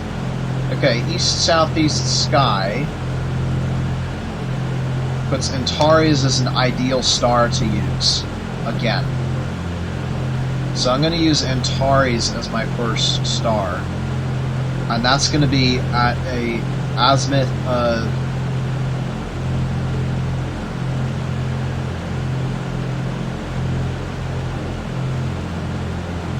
114 degrees again. And I said that it would be hanging in that section of the sky the whole flight, so that's good. And then the altitude now is going to be up to 30 degrees. 18 minutes. And one of the advantages, guys, with this is for the LOP plot, I already know what I anticipate the line of position to be when we arrive at the base. So in addition to watching the clock, sighting Antares and just watching it climb into the sky is a pretty good guess and checkpoint for us. If I go to the landfall chart, I'm looking at Antares, and Antares will be at 54.5 degrees when we reach the line of position intercept, assuming that we hold on time. So right now, we were in the 20s, and now we're climbing into the 30s. So that gives you an idea of the progression of the flight. When the 40s, we'll be roughly more than halfway through the flight, and then when we see the 50s, we know we're getting really close to LOP intercept. But you know, the other thing that I can keep track of is I have a nice insolation chart which tells me what stage of night or day we're at. Right now the sun is 30 degrees below the horizon, which means that we're in full night, so I can actually see that on the insolation plot. Okay, and then let's see if we can pair up with Avior again, because I think that worked out pretty well. Yeah, we'll pair up with Avior again. And for Avior, it's going to be at azimuth. Oh, the azimuth is changing of Avior, so this might be the last time we can use Avior. That is going to be at 209 degrees.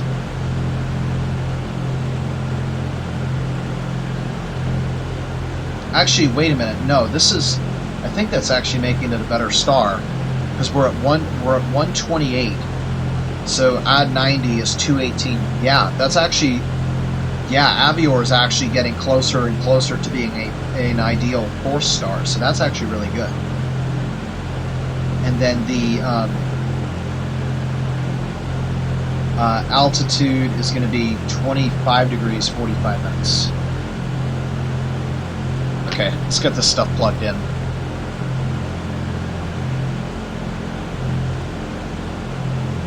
$12.25, 164.0, 114 degrees.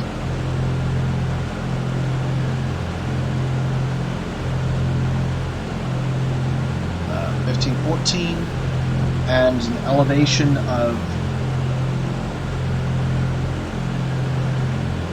1225. Wait a minute, 1225? No. 3018. I was reading my latitude. I was gonna say that breaks. It's a good thing I have that rule of don't shoot anything over the horizon, because I actually would have put that in. Although that would just make me look stupid, but it wouldn't make me lose sight. Okay, we're finally at 20,000, so let's try one more time, pitching down just slightly, and maybe for once we can actually have heading, speed, and altitude all in harmony.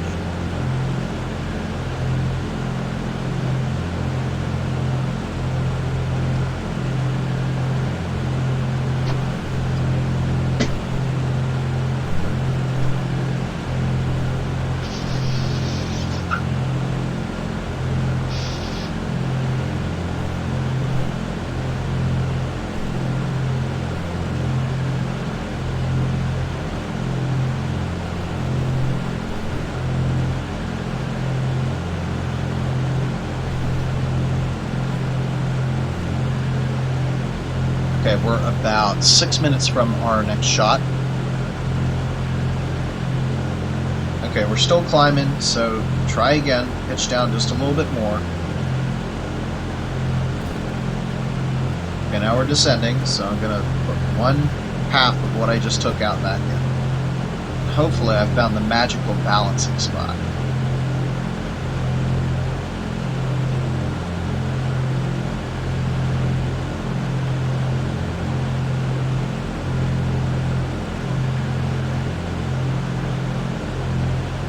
Okay, so it's been about 25 minutes at 270.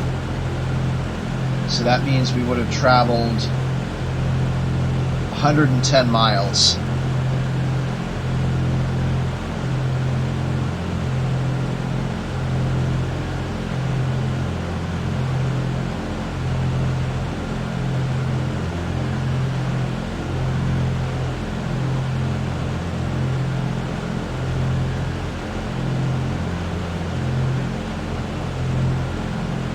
So the ocean is shallowing out a bit. Now we're above roughly 15,800 feet of water, which when you add it to our 20,000 feet of altitude, that puts us over 35,000 feet above the solid surface of the planet. And if I turn around, we're more than 110 miles from Santa, so I do not expect to see Santa, but it's possible. Yeah, I'm not seeing anything. Man, that is downright ghastly, just seeing the dark silver aircraft lit up by the moon.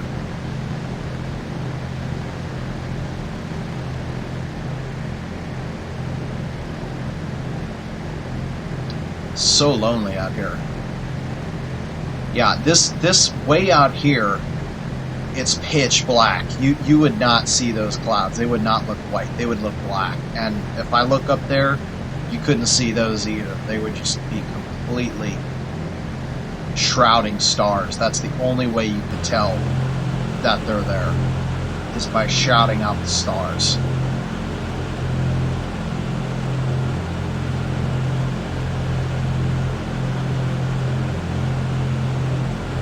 So we're almost halfway to Taurus. I think it's going to work out that Taurus is actually right coinciding with the celestial observation, if not just after the next one. We're roughly 1/3 of the way through the open water segment and halfway to the earliest possible location we could sight land. And I'm not sure if you guys noticed, but the cumulus clouds have gotten way smaller compared with, like, back here they're larger and out here they're smaller. As we get further east into the Pacific, the amount of convective activity will drop because the water temperature is dropping. And if the water temperature is dropping, that's a leg out of the thunderstorm triangle, right? Because you need heat, you need moisture, and you need a lifting force. Over the ocean, you have a lifting force that's low pressure, and because we're on the equator, so that lifting force is always there. You've got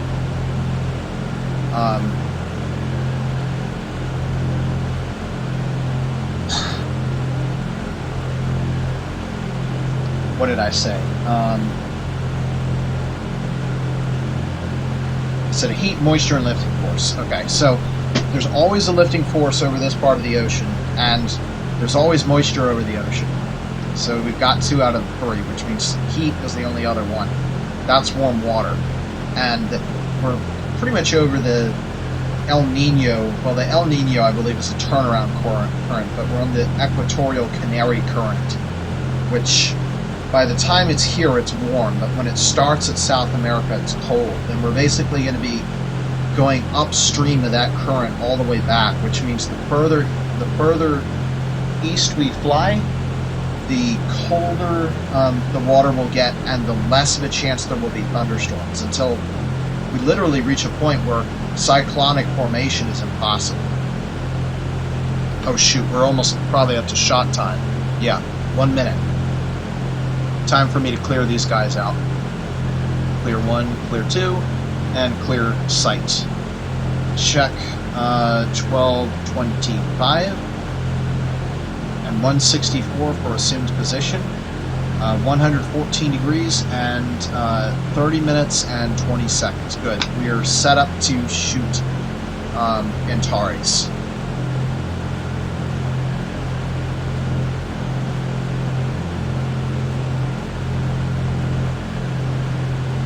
Man, I cannot complain about the weather tonight. I have not touched my rudder in maybe 20 minutes.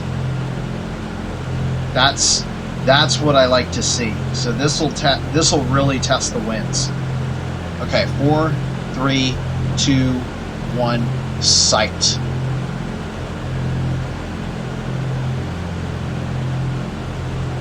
We're averaging above.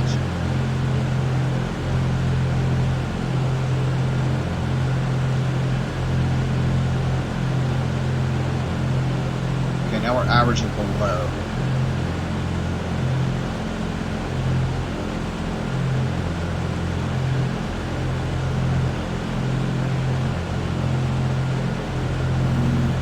That's better.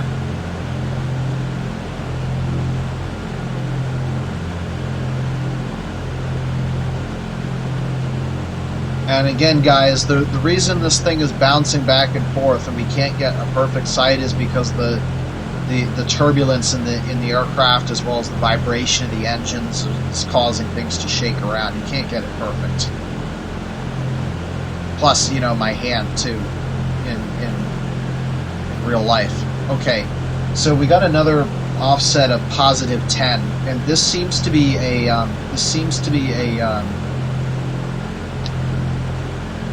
pattern, which is not good because that means we've slowed down twice.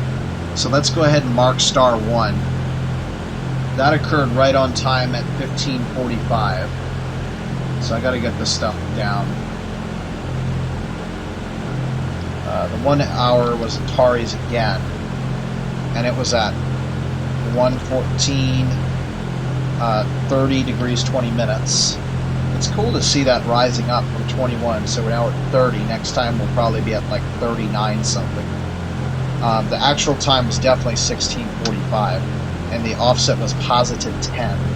And we're going to do Avior again, which is at an azimuth of 209 and 25 degrees 45 minutes. Okay, so 209. We'll take care of plotting this stuff later because I have all the information I need for plotting. 209, and then 25,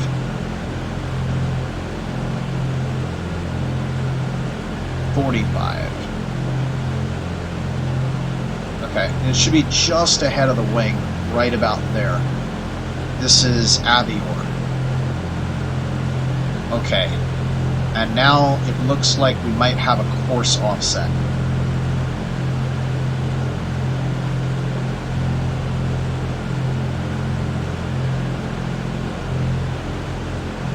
Yeah, that's about right.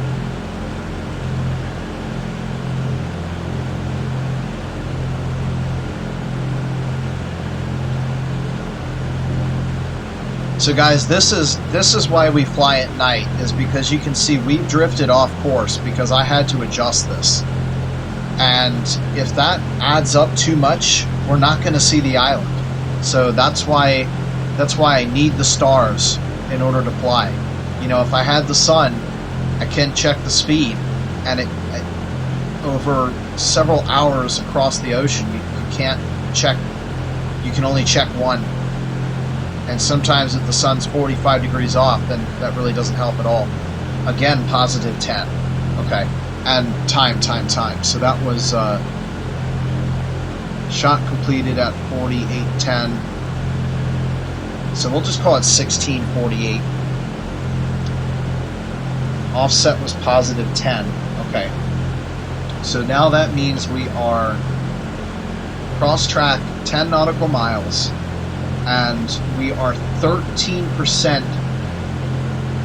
We've now traveled 13% of the maximum permissible distance that we possibly can before we're going to miss the island. So we're a little bit further east and a little bit further north than expected. Actually, wait a minute. This means we're going faster. Yeah, because we're ahead.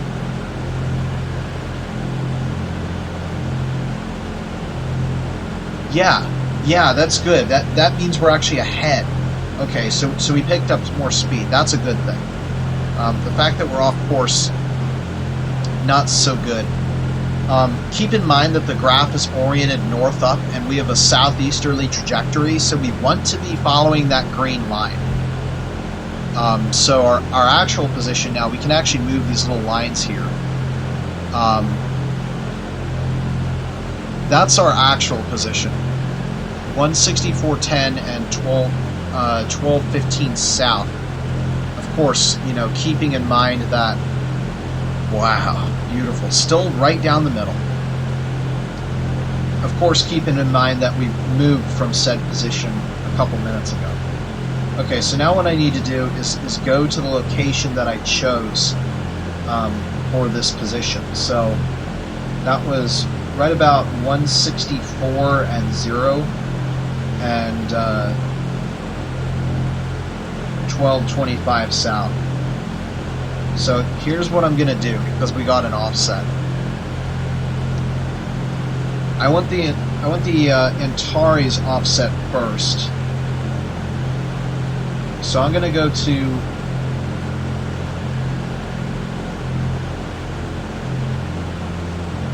114 degrees, and it's positive. So that's in the direction of the azimuth. So that's going to be 11.5 at 114.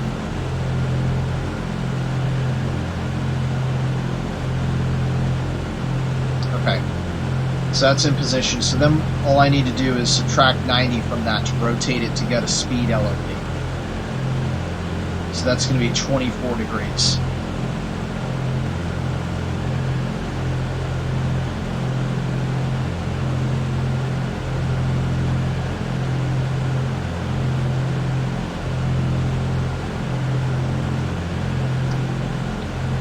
Save 1 hour fix speed LOP.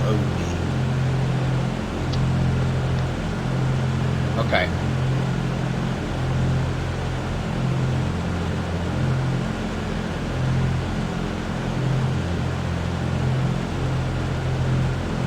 And now for the course LOP, go back to where I was expecting to be.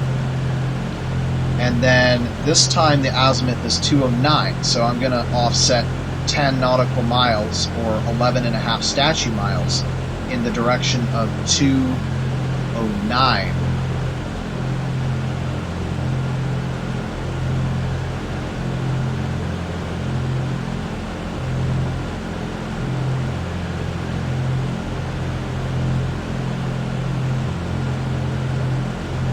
Oh, wait a minute. Ah, it's sneaky little thing. I can just barely read it. It's not positive 10, it's negative 10. I was gonna say I plotted it out and it doesn't match what I have up on the screen. Yeah, that's why. So I could not read that, but it is negative. So that means it's not 209, it's the inverse of 209, which is going to be 39. There we go. So I'm going to offset at 39 degrees. That means we're north, and that's the scary direction to drift. So we're going to have to keep an eye on that, and if it builds, it could be within the margin of error. The sextant could be within the margin of error of my flying, although right now it's pretty good, so probably the wind. Sometimes the wind blows one way and then it blows the other way, and then, you know, we're okay if we average out. What I'm concerned with is a trend that builds over time. So for example, we're 10 miles off course. Next time, if I look, we're off 20 miles. And then the next time I check, we're off 30 miles. That's a trend. And that is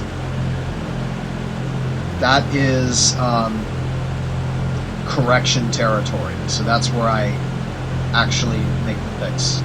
Okay, so now I'm going to grab the tail of the vector, and I'm going to add 39 plus 90, so that's going to be 129.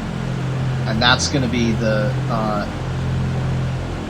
direction of my new LOP, and then just stretch that out nice so that I can see it, and save.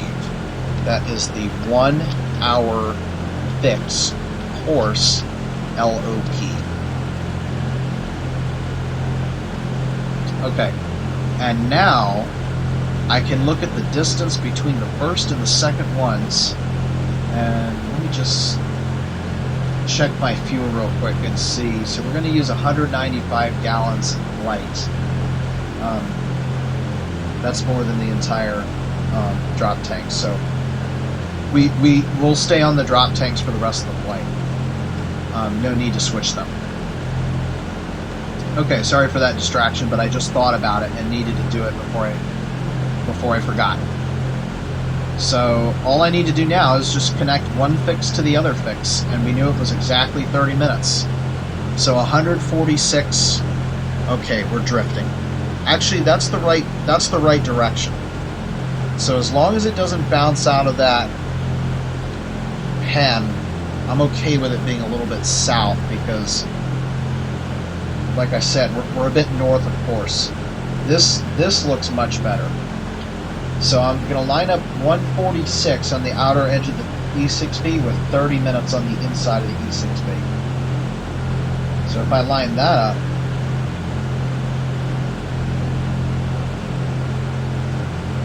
oh, that's much better. That's a number I like very much. We're showing a true of a make sure I'm getting this right. Yeah, 291 miles per hour. Let me take a look at the nav log here. So we're between Santa and Torres.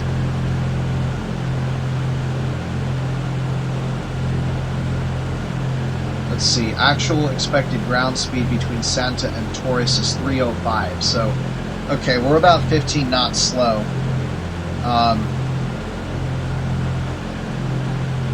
But the POH says that we should get a true of 291. So it means that either the wind is 15 knots slow or there is no wind, in which case it's 15 knots slow.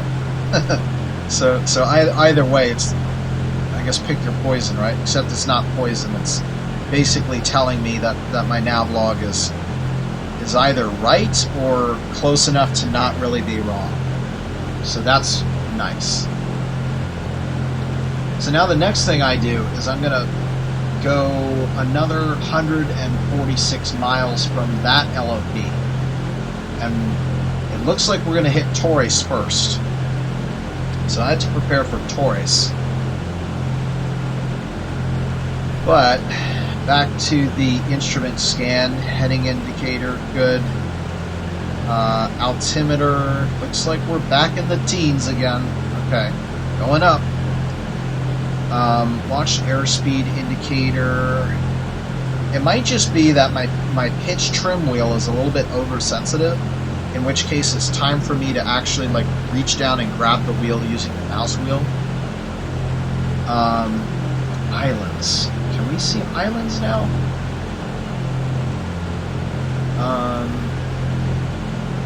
Alright, how far did we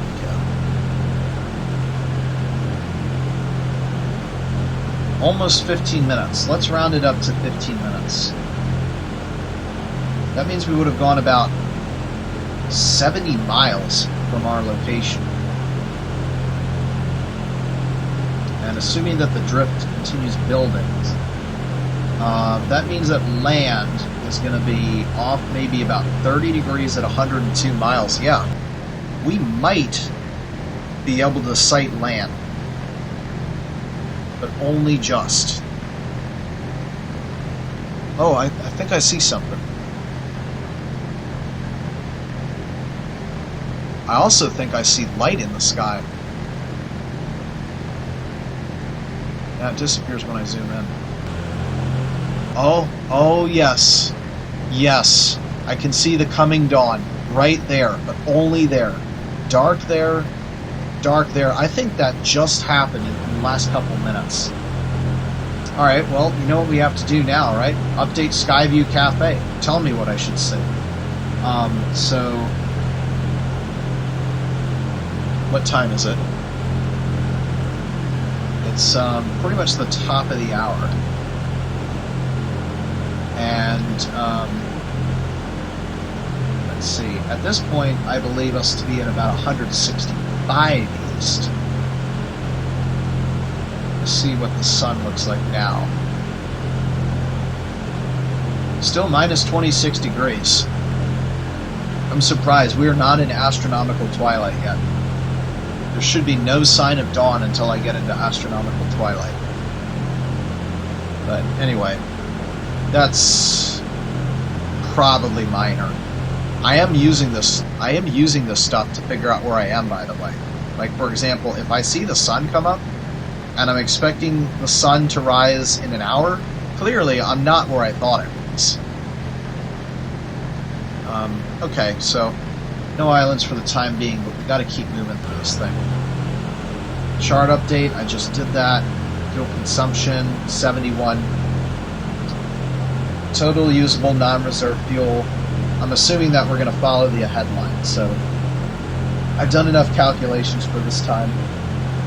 So I'm just going to look at the headline and say we're 2/3 of the way up to Torres. So I'm assuming that we'll have burned about 90 gallons by now, which is up from, what is it, 57 or something? Point is, it's minuscule compared to what we have on board. The amount of fuel remaining is going to be 630 minus 90, or 540. And then without reserve, it's going to be 490. The distance flown at this point is going to be 70 miles plus 135 miles. So that's 205 miles plus Santa. Wow, we're really covering distance. Earlier I was like, man, it's going to take forever. So, what did I say? 205 plus 192, which is what we already flew. So we've flown 397. And there's 843 miles to go.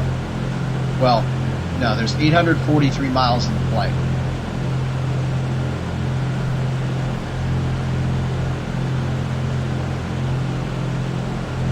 $446 miles to go. So we're just about halfway through. Still looking good on that heading indicator. And let's see, we're just about maintaining 20,000 feet. So we're pretty good right now. Distance remaining, I just calculated that in our interpolated position. Oh, now it's going to be about 165 for east and 13 for east south. And I just updated that because of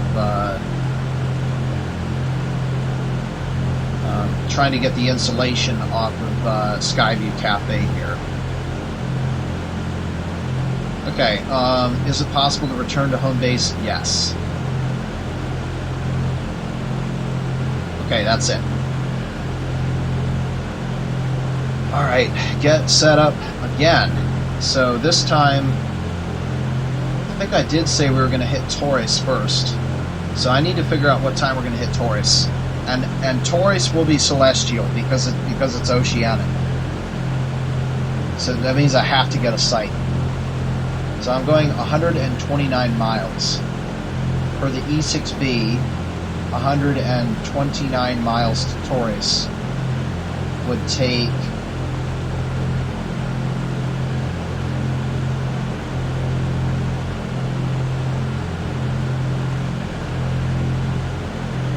just about 27 minutes, so 40 minutes 42 I think is what I'm expecting. No, minutes 12. 17:12 I expect to be at Torres.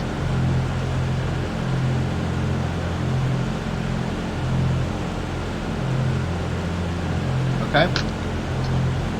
So now I gotta take the information from Torres.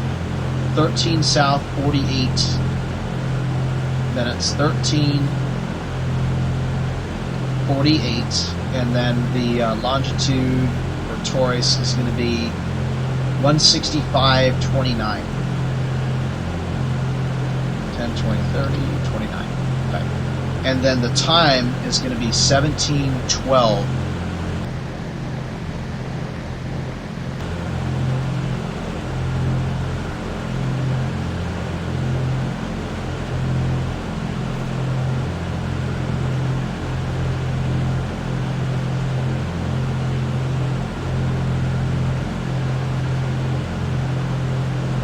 Yeah, let's just keep using Antares. It's perfectly positioned. Okay, so special site 1712, and there's no way we're going to be able to do the 1715, so we'll just combine them. Whoa.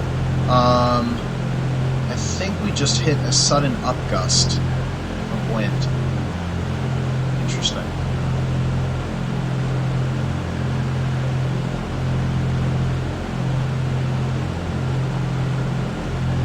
Now we're going down.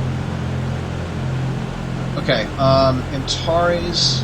So this is not a time. A navlog geographic point takes precedence over the time point. So this is called Taurus. Is the name of this one. The star one Antares, and it's going to be located at an azimuth of this time 113 degrees.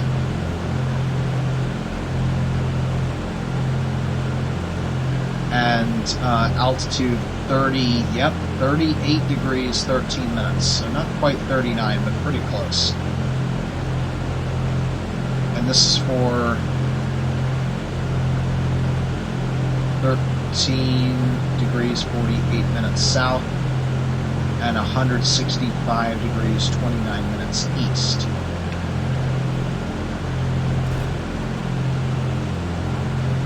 Okay, so actually no, I still need to get my my course. Avior is now at 210 degrees, which is actually no, 211 degrees, which is even better. 211 degrees, and it's at 22 degrees, 23 degrees. It's going to round up to. And this might be the last time we can use Avior because it's getting really close to that 1 hour line. Once it gets to 15 degrees above the horizon, that's kind of it. You know, it's not reliable at that point because of diffraction. Okay, so I'm going to set up for 1350. And 165.30.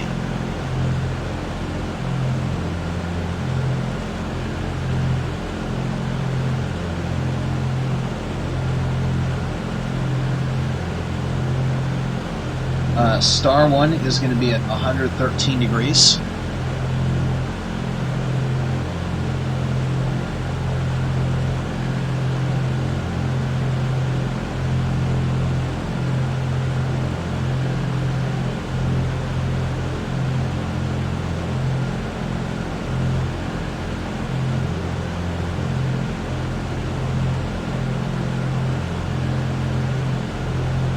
And the elevation, now we're up to 38.15.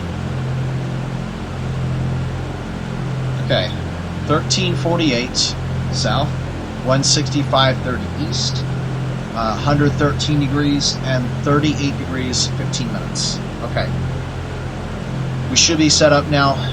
Just to confirm, we have the 30 minutes, or sorry, the 1 hour. Yes, we do. So we're going to clear star 1, clear star 2, and reset our expected position to the origin here, and clear the distance offset. We're ready to take the site, and let's see, we've got just about 3 minutes. So I want to see if I can look for land again.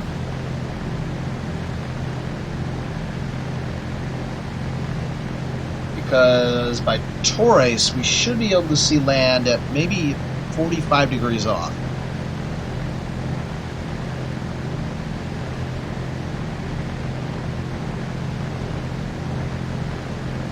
I'm seeing something over here. It might be a star, though.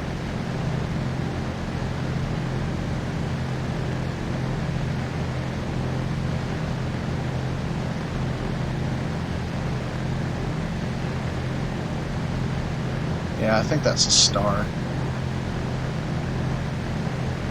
Oh, just saw something funny over here.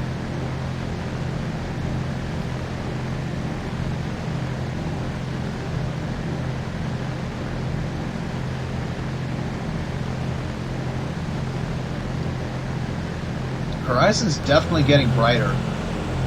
Let's see. For insolation at Torres, we're still in full night. There should be no sign of twilight at this point. And just so you guys know, you're like, oh yeah, but twilight, that's close to dawn. Well, yeah, except for the fact that we have to go through several stages. There's astronomical twilight, then there's nautical twilight, then there's civil twilight 6 to 3 degrees, then there's civil twilight less than 3 degrees, and then there's sunrise. So we really shouldn't be seeing anything until about the 18-degree mark, but whatever. Maybe if we're over the ocean and it's exquisitely dark, you can see sunlight. I've never been in this position, so maybe I can't argue. Okay, I think we're getting really close to the shot time. Yeah, we're about 1 minute from where we want to start it.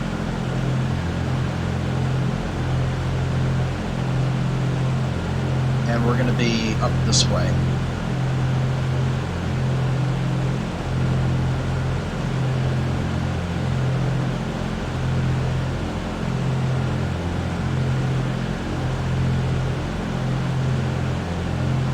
Okay, so I think we're just about 6 minutes late for Torres. Not bad. It's not bad at all.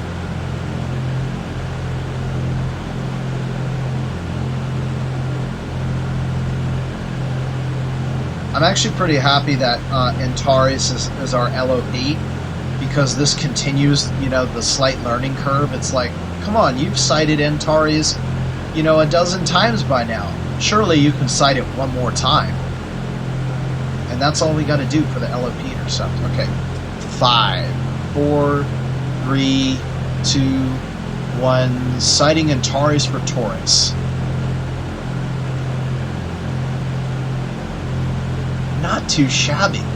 For being this far off land, I'm actually pretty impressed. The course one is going to be the real interesting one, though. I think we're just a little bit above, so I'm going to tick that down one. Yeah, I'd say that's more like it. So let's start copying this stuff in so I'm not wasting time. 113 degrees, 38 degrees, 15 minutes. Our actual time of the shot is at 17:12. Our offset, I think that's going to be +5. But I can start copying in Avior, 211 degrees and 23 degrees 0 minutes. Okay. I do not see a negative, so I'm going to assume that's a +5. But we can also cue in the star. Yep, that's positive. So good. That means we're going even faster. Good. Or whatever I'm doing wrong is getting even more wrong. I think it's us going faster, but to be honest. Okay. Is that it? +5. I have that down. And I have the actual time of shot. Yeah, that's it. Okay. So Avior is next. And that's going to be at 211 degrees.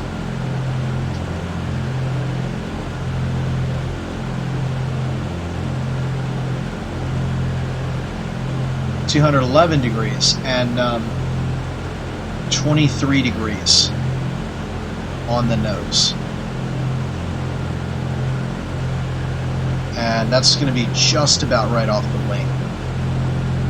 Quite low.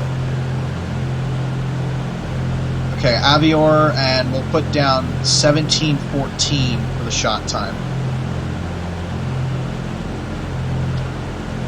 Okay, and you can see, I think this is going to be negative again. We're having to adjust this one a little bit. So we're definitely off course.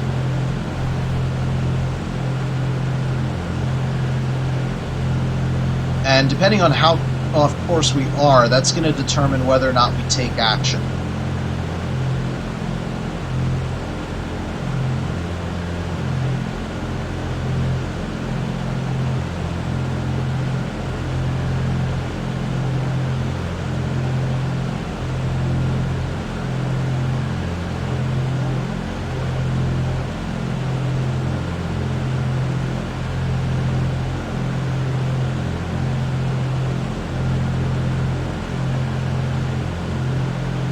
So our last ground speed, by the way, was 311.5, minus 30. Yeah. You know what? I think that's pretty significant. That's 40%. Yeah, we're 40% from missing. Yeah, I think I'm going to take action here. So that's how far off we are. I'm not too happy about that.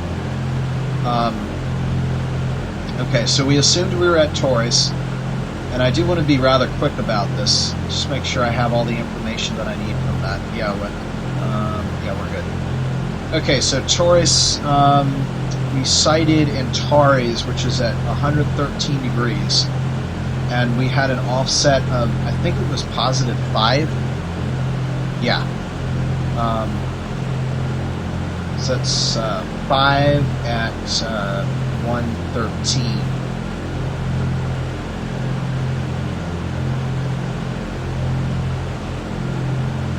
Okay, and then I add 90 degrees. I can subtract it, that's easier. So 114 minus 90 is 24.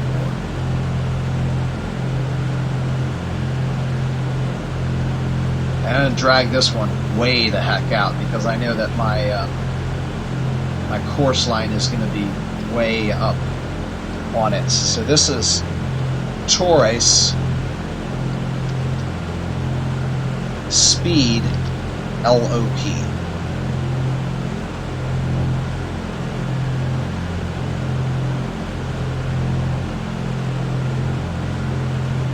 Okay, and now our problem child. That's negative 30. So it's not 211. It's 31 degrees.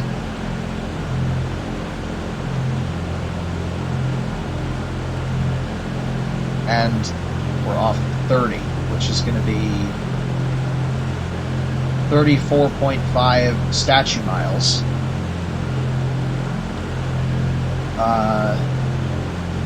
Okay. And then I'm going to rotate it so that it's 31 plus 90, so 121, which means it is almost a perfect course line, and therefore should be trusted even more than normal. 121. Save, Torres, course, LOP.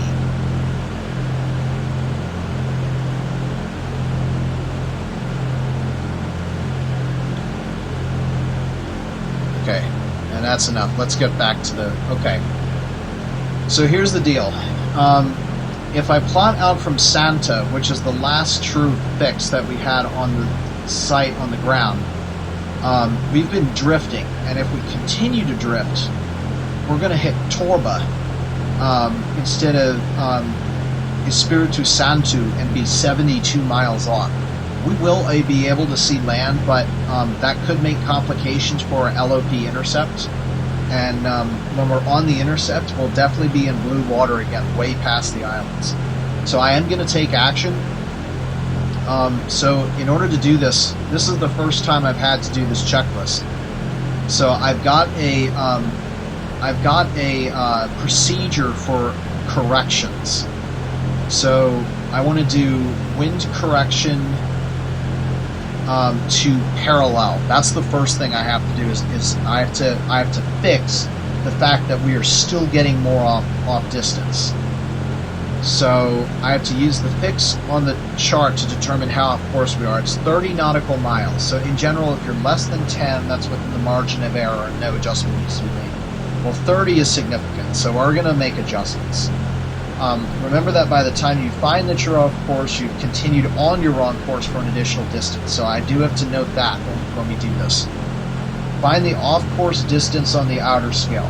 Okay, so I was 30 miles off course, but if I continue the track for, let's see, we found we were off course at, or that distance off course at 1712, and we're at 19, so that means we've traveled another 7 minutes. And at 7 minutes at our current speed, that is going to take us another 35 miles along our current course of flight. So that means 123 degrees for 131, 41, 51, 61. And then I'm going to turn this on Google Earth. So by now I'm expecting us to be 42, we'll round it up to 45 miles. So I found 45 miles off course. Turn the dial and the inside to match the distance you flew since last being on course. Okay. So I just need to plot back to Santa. That's when I was on course. So the inside is going to be 300. That's the distance. Read the correction angle rate on outer scale.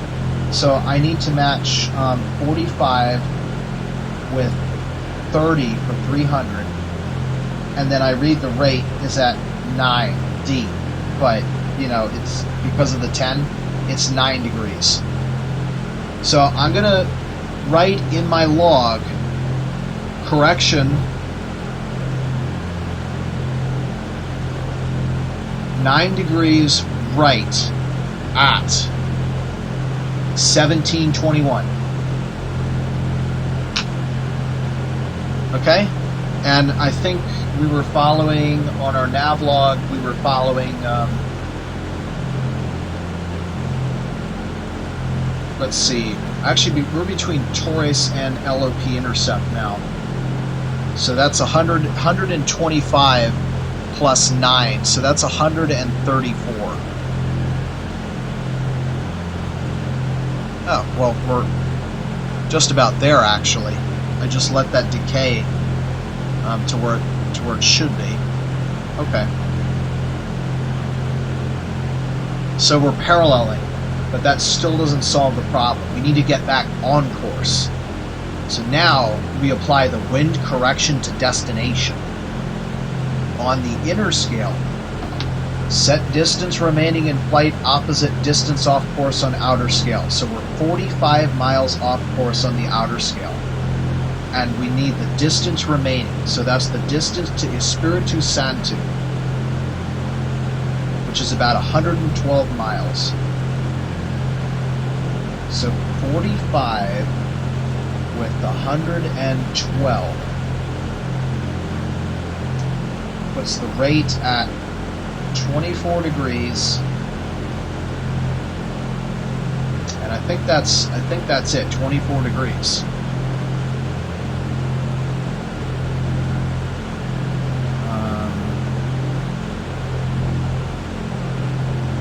150 to 120. Yeah, it's 24 degrees. Okay. Yeah, see what I mean? That's a pretty big correction. So correction 24 degrees right at let's see, what time is it? 17:23. So we're adding in 33 degrees from our originally planned course of 125. So that's 159 degrees. Okay, that's our new course. And hopefully that will fix things up. Because I do want to arrive at the LOP with enough time to be able to sight a star. And that star being Antares.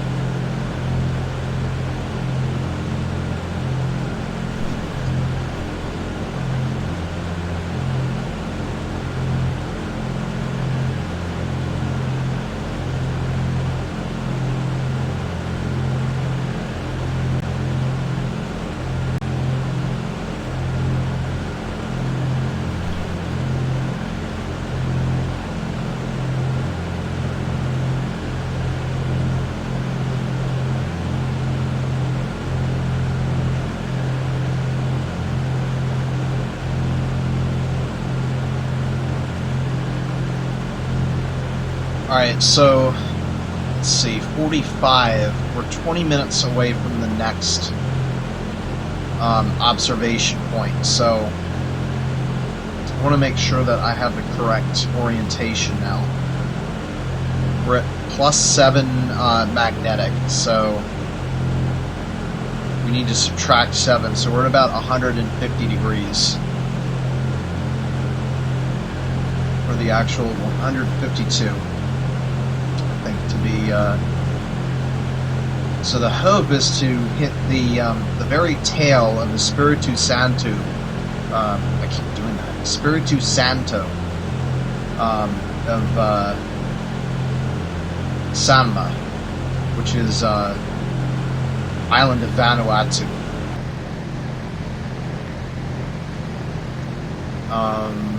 Ooh, that's land. Well, that came up quickly. Okay.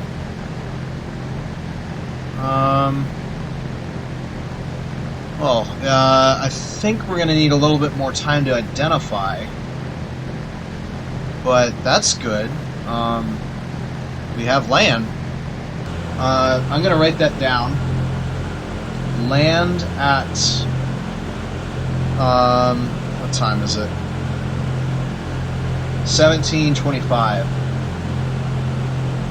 Okay, does that match what the nav log should say for seeing land?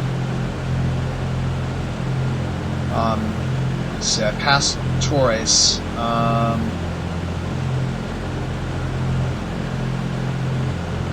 Let's see, Torres should have been at 1 hour and 39 minutes into the flight, which is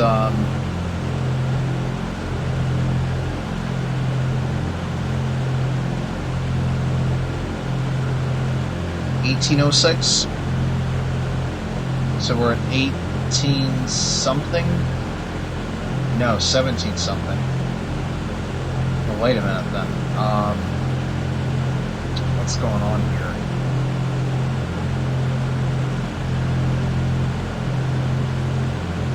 Oh, 1 hour and 39, of course, yeah. Okay, so 17 something, 1720 something.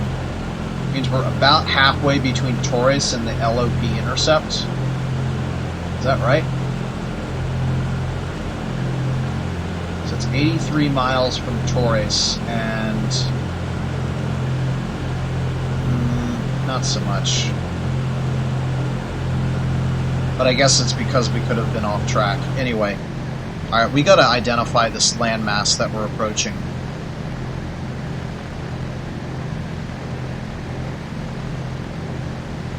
Okay, if that's what I hope it is,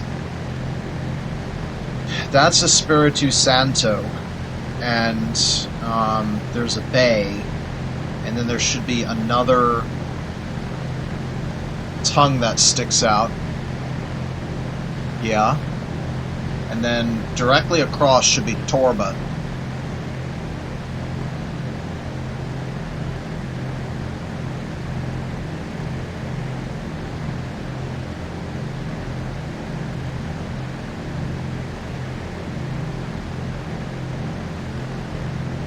Okay, I can't quite see Torba.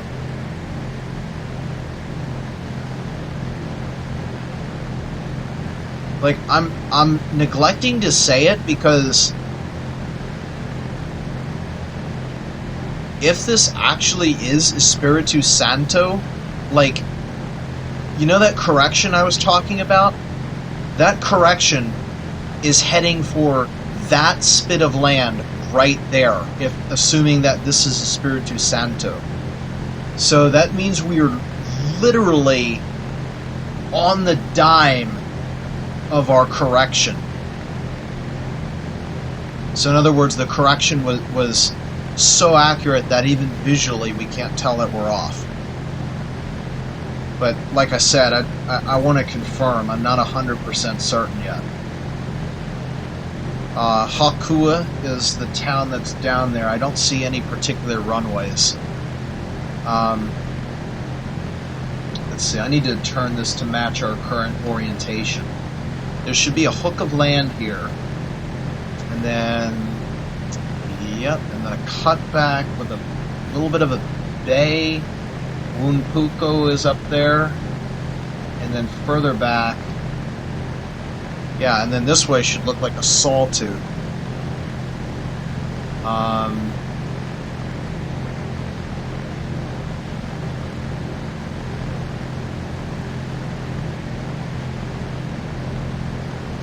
Yeah. Yeah, that's right.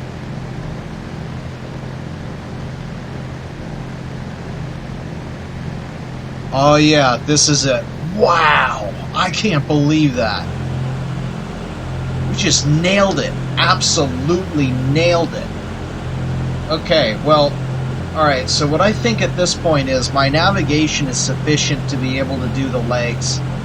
I mean, oh my god, if that's so close, even with that correction, I don't think we're going to have any issue with the Robinson Crusoe leg. So at this point, I think, as long as I test my skills at the first point where it really matters to Fiji, because it's a lone island in the middle of the ocean, and if we don't hit the Fiji cluster, there's literally nothing. We're going to ditch. So I'm going to do it really serious one more time to Fiji, and then maybe again one more time to Tonga, because Tonga is tiny. Well, specifically the island of Tonga Tapu, but it's the country of Tonga.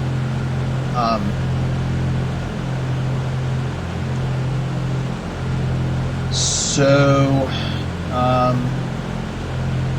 might do it 2 more times to Tonga, and then once I get to Tonga, I might be able to relax a whole bunch of my calculations. Again, checking the fuel, because we're so far within spec. I mean, we're basically hitting the bullseye of the target, and we need to hit like the 3rd ring to be okay. So if that's the case, then I'm gonna dial back, because I don't know if you guys can tell, but like I am, my hair is like sweating from the amount of mental energy that my brain is needing to run all these constant calculations and panel scans and checks and everything else. It is very mentally taxing, and I would much rather just sit back and every half hour take a shot, because I know how to do that plenty well. You know, rather than update the position every 5 minutes. Speaking of which, we're now closer to the next site, so I want to do that because we're starting to get closer to LOP intercept. It looks like I'm starting to see some illumination on the craft here. I don't know if that's from the moon or not, but let's see how dark it is without the...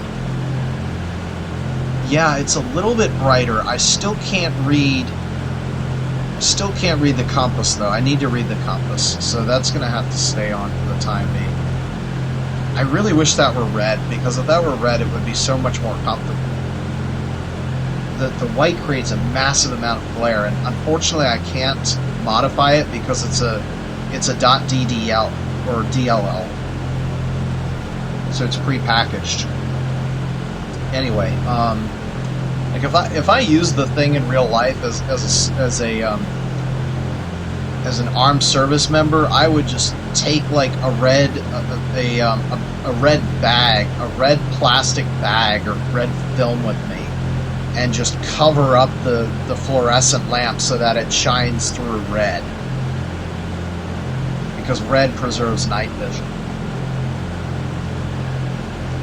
Alright, time to get serious about this thing. So, we pretty much fixed our course at this point.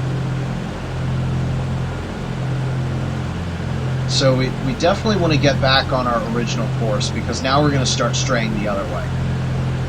So that's going to be 125 degrees, but we're going to keep that parallel in there. So instead of 129, we're going to or 125, we're going to do 134. So that's right about there.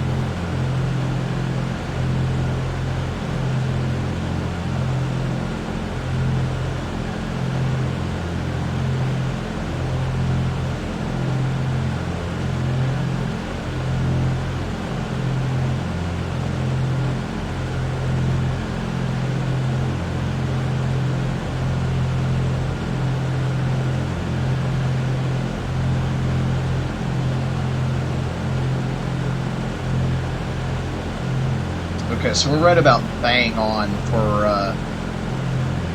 course now, hopefully. And now I got to figure out. So let's see. Also got to calculate the new speed. So new ground speed. Taurus was like 27 minutes, and in 27 minutes we went 125 miles. So let's line that up.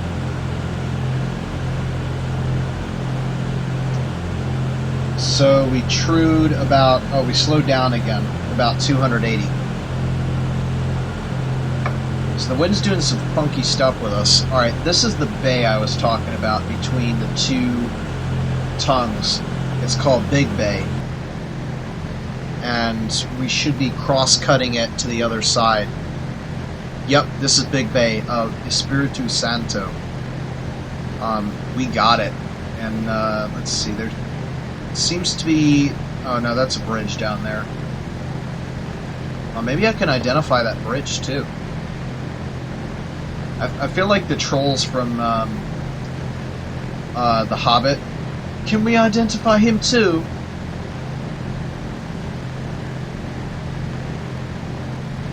No, I can't find the bridge on Google Earth. Oh well. It's not that important. What is important is that I get my next celestial shot set up, which I need to do. Okay, so half an hour from, well no, we went 33 minutes because we did ours early. So in 33 minutes, we will have traveled 154 miles. So I need to plot out the distance that we just went plus 154 miles. So back to Espiritu Santo, back on the current course to 154. Okay, so we're going to be pretty much right above the center of the Espiritu Santo for the next position. So, what is that? 1745, which we're coming up to very soon. Soon's position is going to be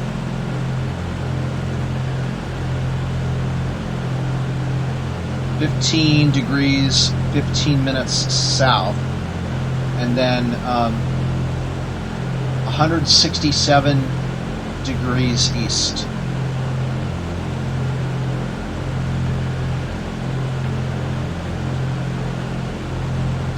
Alright, so time update for 1745. Okay, I am seeing a sky brighten now in Skyview Cafe. It is an astronomical website, which means that you can expect that it's going to simulate the sky colors quite well. And then 167 degrees for the longitude.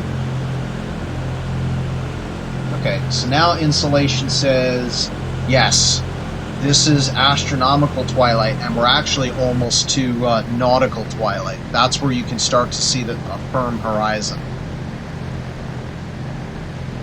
Which, that's pretty well simulated, you know.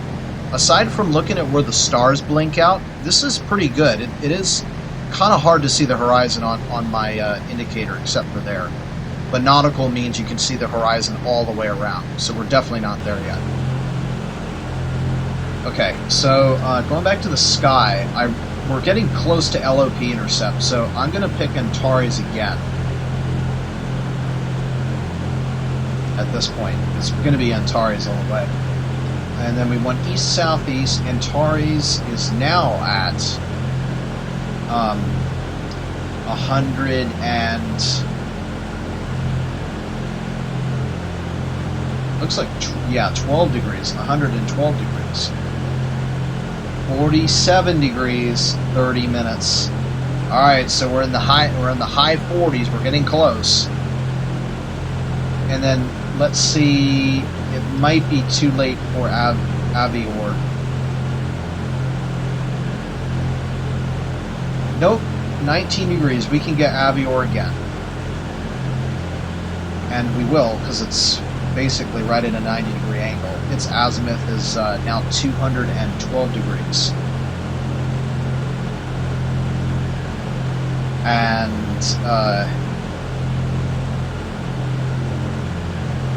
19 degrees, 20 minutes. So see what I mean about these fixes? Like, if I only had the sun and could do speeds, we would have been so far off course that, you know, when you have an island chain, it's okay.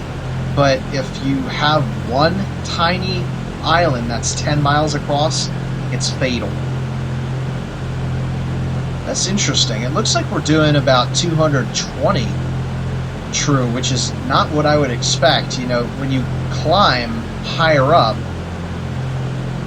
in general, that slows down because the performance stays the same, but the air gets thinner. So that's why, you know, when you climb, your VY, which is the best rate of climb, will actually decrease in airspeed number as you climb. And that has to do with the fact that density is not fully, I believe that's because the temperature isn't constant in the atmosphere. So the higher you get up, the denser the air becomes because it's colder. And keep in mind, when I say denser, I mean compared with a parcel of air at the same altitude and air temperature.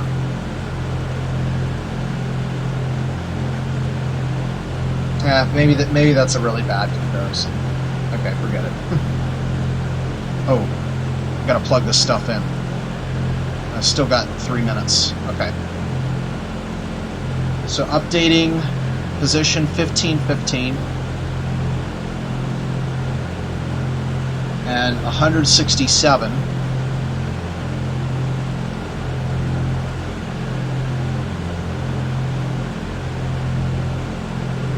Uh, 112 degrees.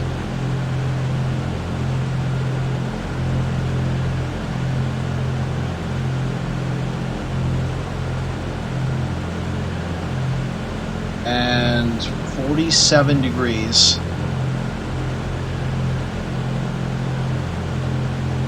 30 minutes.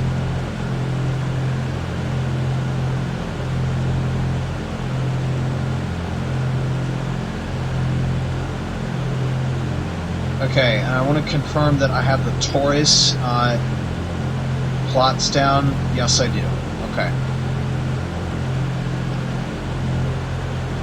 Alright, clear star 1, star 2, and clear the offset. Sight begins in 90 seconds.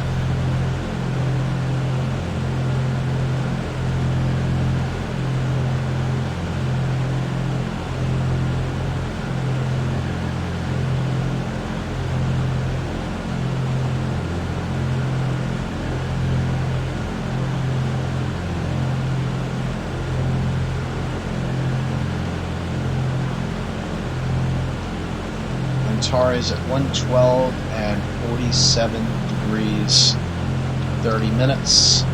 Actual time 17:45, and all we need is our offset now.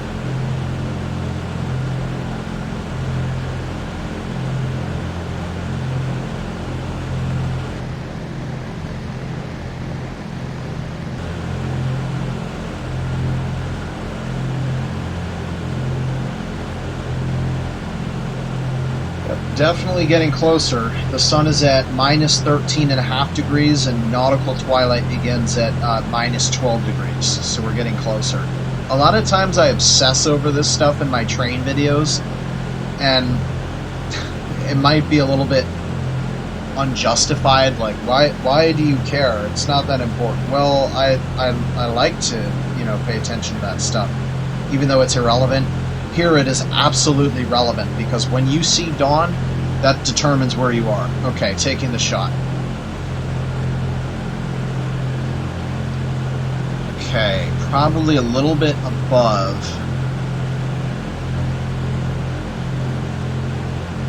Right about there.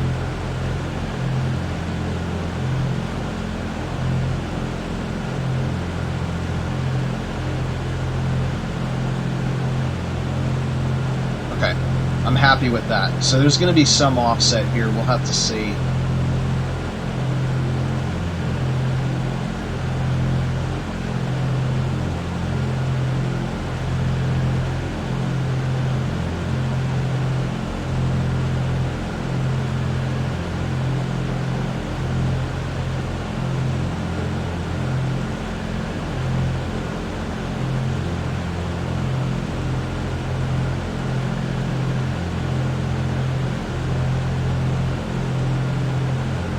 Okay, so we got an offset of positive 10.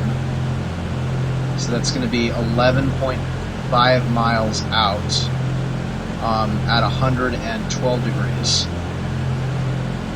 And now I'm going to swing that up. So we should, that means that we should be going out over the coast now and leaving Espiritu Santo, if that's correct.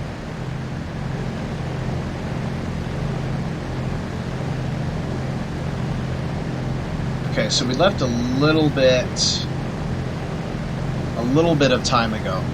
That's actually not that much, maybe 2 minutes. And keep in mind that we can only be so accurate with the sextant, so that's actually not bad at all, considering the island's 20 miles wide. Okay, alright, so I have that set up, and now I need to rotate off 90 degrees. So that would be about 22 degrees. I'm going to rotate the tail into position here. I'm going to save, and this is the 1 hour. Wait, no, this is the 2 hour, isn't it? Top of climb. When did top of climb occur? Top of climb was a 45. Yeah. This is the 2 hour fix. 2 hour fix speed LOP. Okay. Alright, and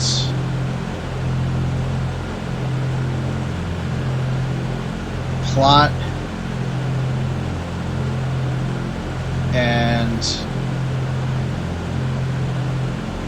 put our offset in. We're going to do Avior again.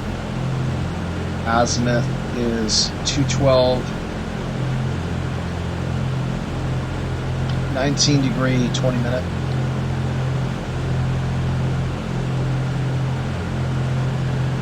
Okay, we can clear that. So 212, so exactly 100 degrees off.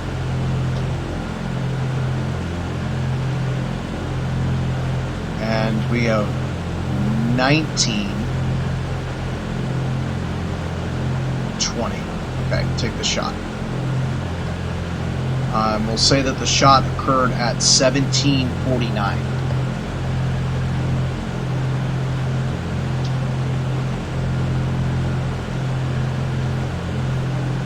That looks good. Yeah, that's good. And that makes me really happy, because that means that we're on course for intersection with our LOP intercept.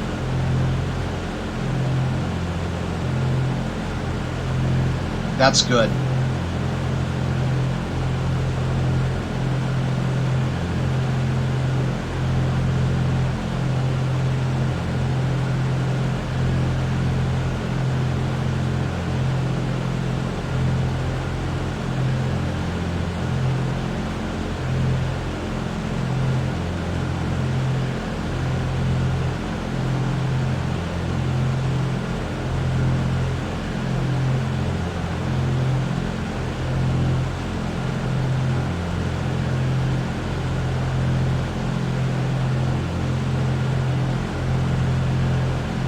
Okay, the shot completed with 0 miles of offset. So now all I got to do is, let's see, 212. So we sure fixed that. I'm pretty proud of that.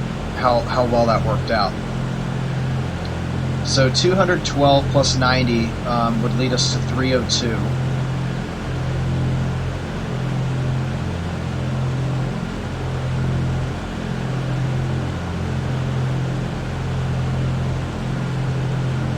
And let's go ahead and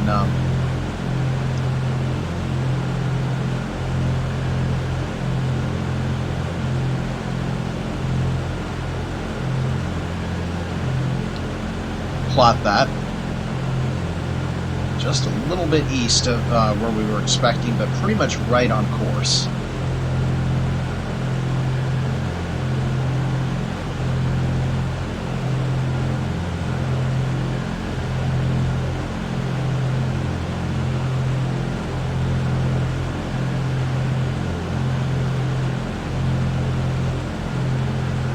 Okay, and I'm going to save this to our fix course, LOP.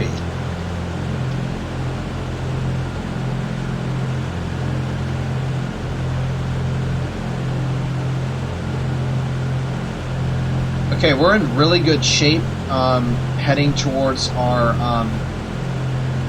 LOP intercept. There should be a pretty sizable active volcano directly ahead on an island shaped like an ice cream cone. It's not showing up with a name,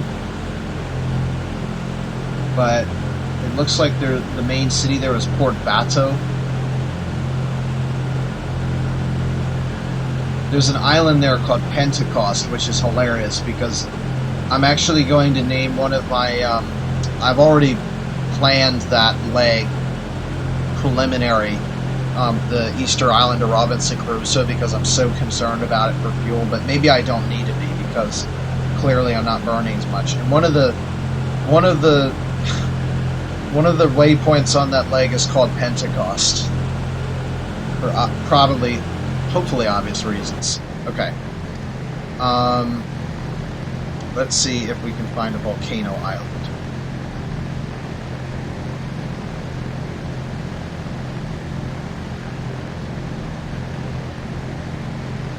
Okay, there's some type of island up ahead. The question is it the right one or the wrong one? And the other thing I need to do is, let's see, we were five nautical miles ahead of course, or was it 10? I think it was 10. Offset 0. Yeah, it was 10. Okay, so let's see. Now the next thing I got to do is one more time plot out and see how much distance we covered in 33 minutes.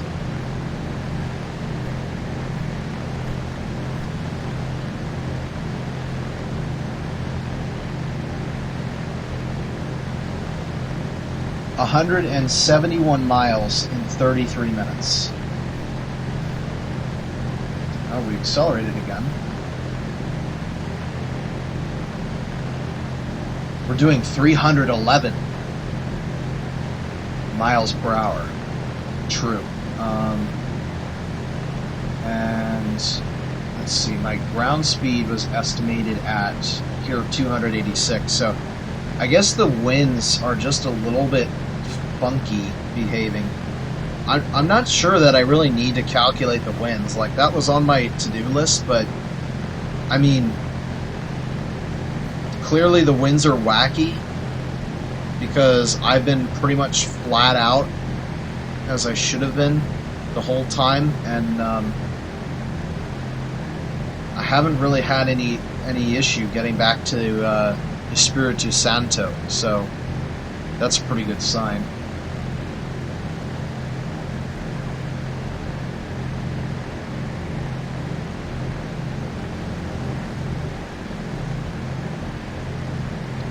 You know what, though? I'm actually a little bit concerned that that's Pentecost.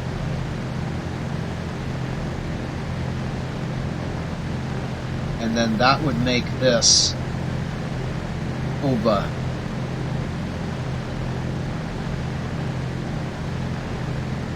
So the question is, which one is this? Is the right island or the wrong island?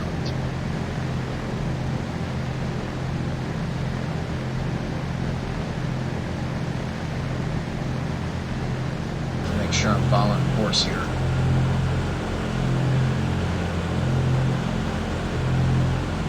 Well, if anything, I'm south of course, so I don't see how I could have strayed north of course.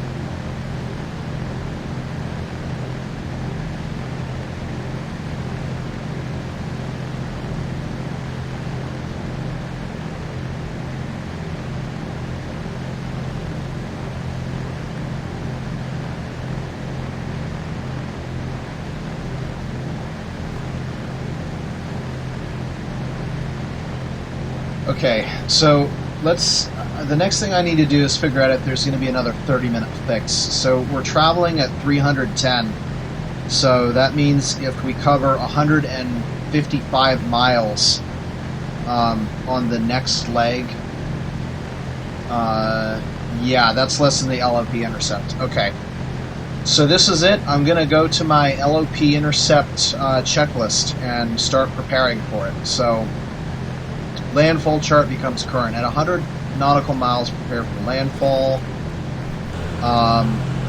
Altitudes of the object, as we said, were plotted on the graph. So this is kind of like a briefing. A curve is drawn through the celestial, blah, blah, blah. We did that. Set the assumed position to the destination. Okay. So this is where it gets real. So we're going to set our assumed position to Butterfield. That's going to be 17 degrees, 40 minutes, and 168 degrees, 20 minutes.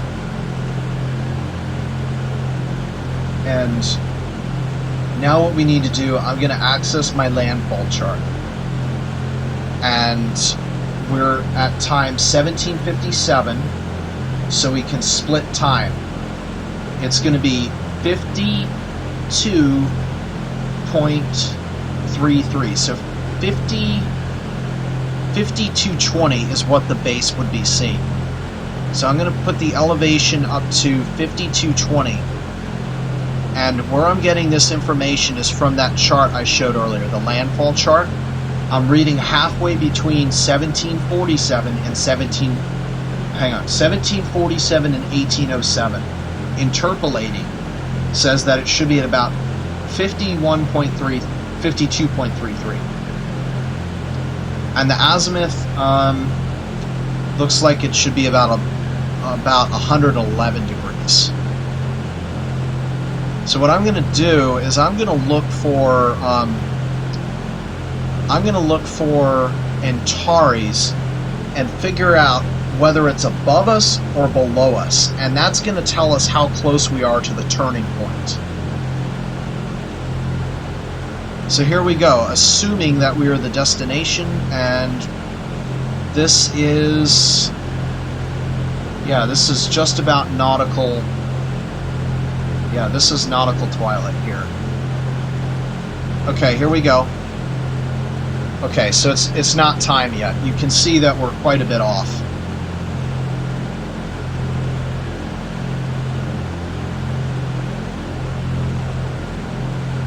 So it should be about there.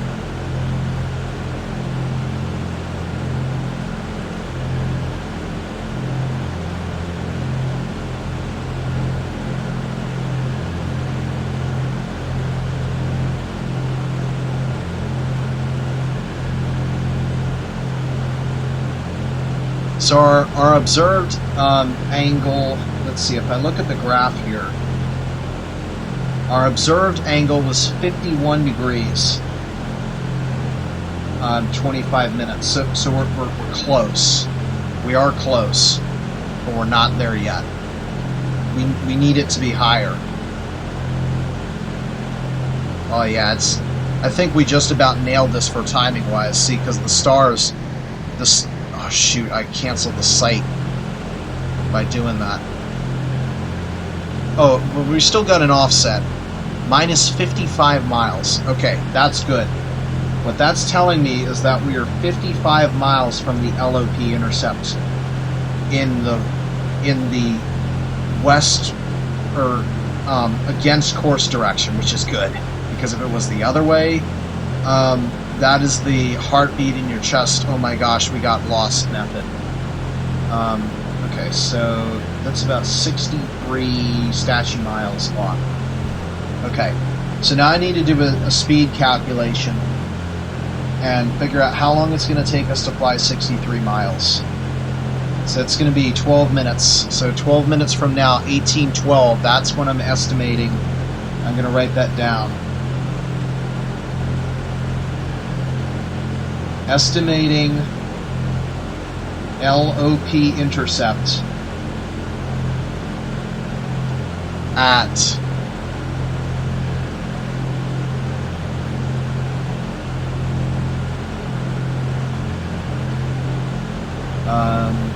what did I say? 63, yeah, 60.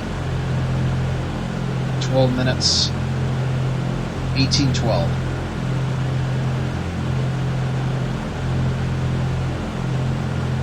Okay, and I am going to continue sighting before then. Let's try this again. Yeah, I think we're there. I think I can leave that off now. Oh, that's allowing me to see the world now. Okay, so are we above the ice cream cone volcano thing? Island?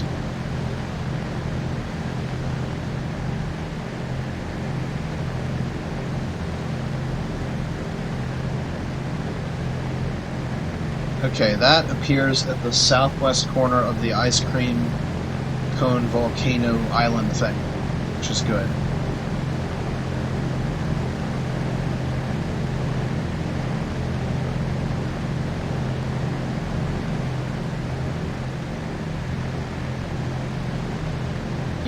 Yep.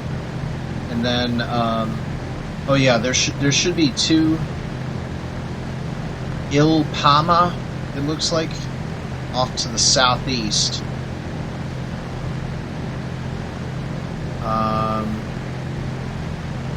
There it is. That's Pama, and then that's Pama, and then this is a new volcano. Wow. Halos. Nice. Oh yeah. Yep. So you see how you can see all the way around? That's nautical twilight. So we're definitely past nautical dawn. Let's see what Skyview Cafe is saying. Current time is like 18:05. For insulation, yeah, 9 degrees. So we're halfway between nautical dawn and civil dawn. So it should be plenty bright by the time we're ready to land, which is exactly what we want to happen. I just need to get my LOP shot, and as soon as I can get my LOP shot, we can put the bubble section away. That should be the end of it. Oh yeah, I should plot that. So that's where we are relative to the LOP intercept, and that blue line represents the course that we are to turn on. Exactly, because I've set it this way this time. So I think I'll try it again at 06, and we'll check that it is roughly half that value.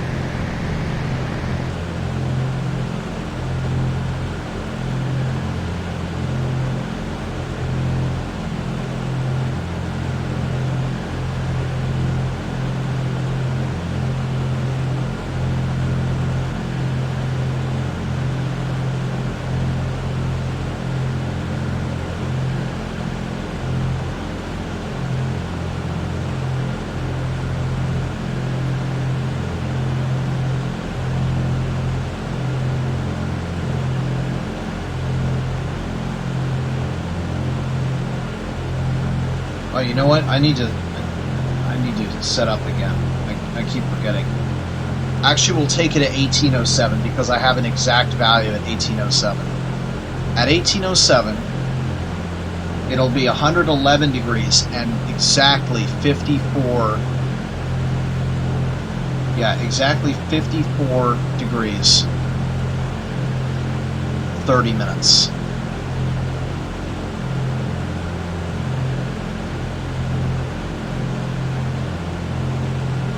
Now, in reality, our azimuth would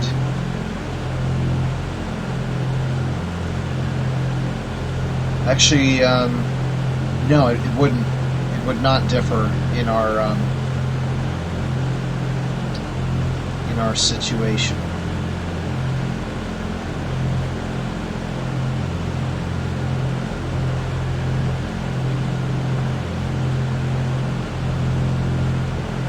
Okay, we're coming up to the north end of Il Namuka, and LOP intercept is just beyond it. There is a island that is, again, not named, but I see a interesting city by the name of Utah.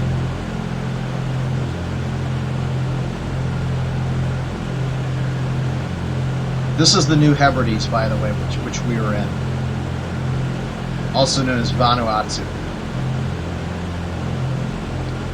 6:30. Time to do it again.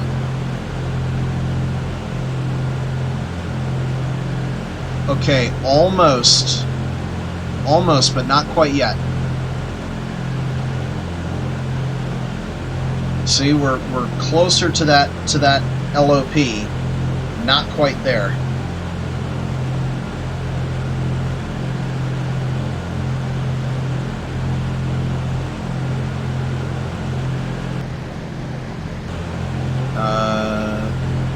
Oh, cool. Did not reset that time.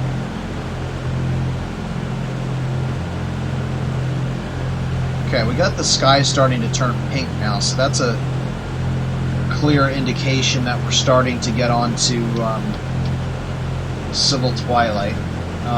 Let's see, we're at 168.29 east and 1640 south.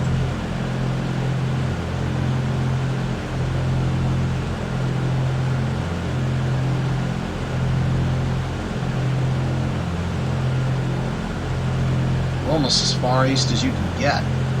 Yep, 20 miles to go. Checking insulation. Yes. As I speak, civil twilight is dawning. This is the time where you can actually, like, go outside of your house and expect to see, like, blades of grass on the ground, and be able to walk in flip-flops in a forest and not have to worry about your foot being bitten by a snake because you can see the ground good enough now. So I think that's what I was expecting. Let's see, we're almost at the end of this island here.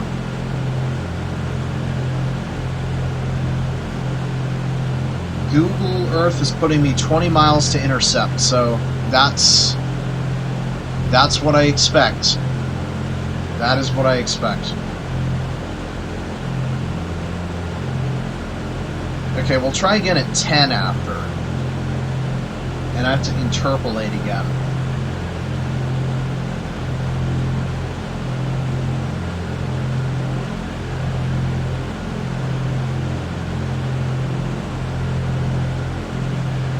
So now I'm going to say 55 degrees per the graph. And 111. And that's our new interpolated position. Or interpolated altitude of Antares at the base. And you know, I am at 20,000 feet, but yeah, the sky getting this bright might be a good idea to start my sight, because let's see, what's Antares as far as magnitude goes? I can tell you we've definitely lost Abbey, where there's no way that we can see it now.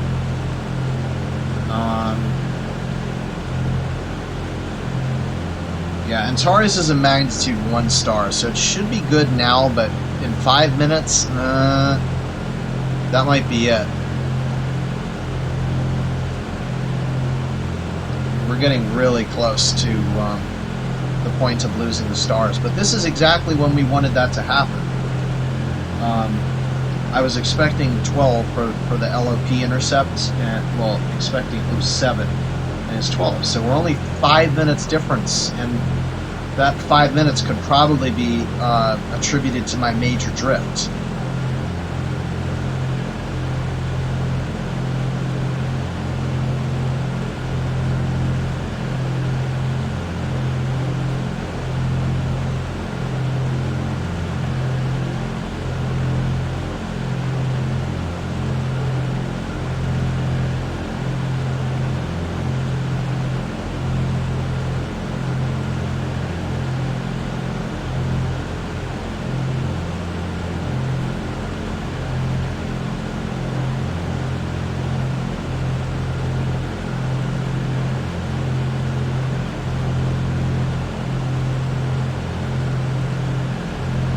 Okay.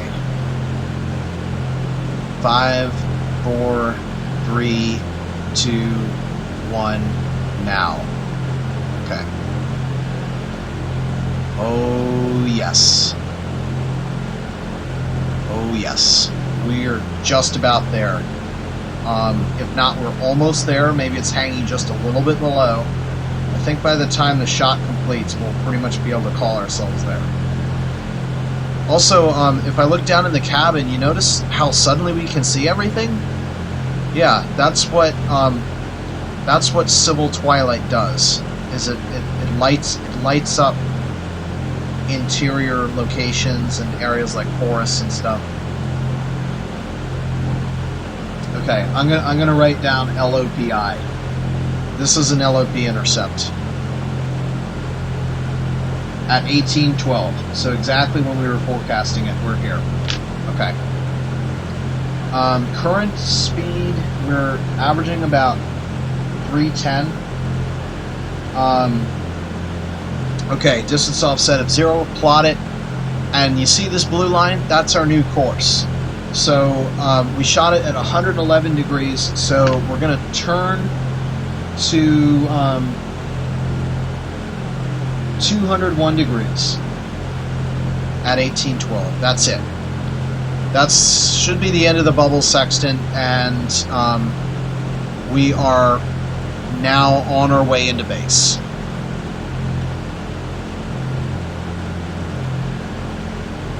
Except I have to convert to magnetic. So I need to add. So it's 209. No. I need to subtract. It's like 195 or thereabouts. Yeah, because it's add west, subtract east.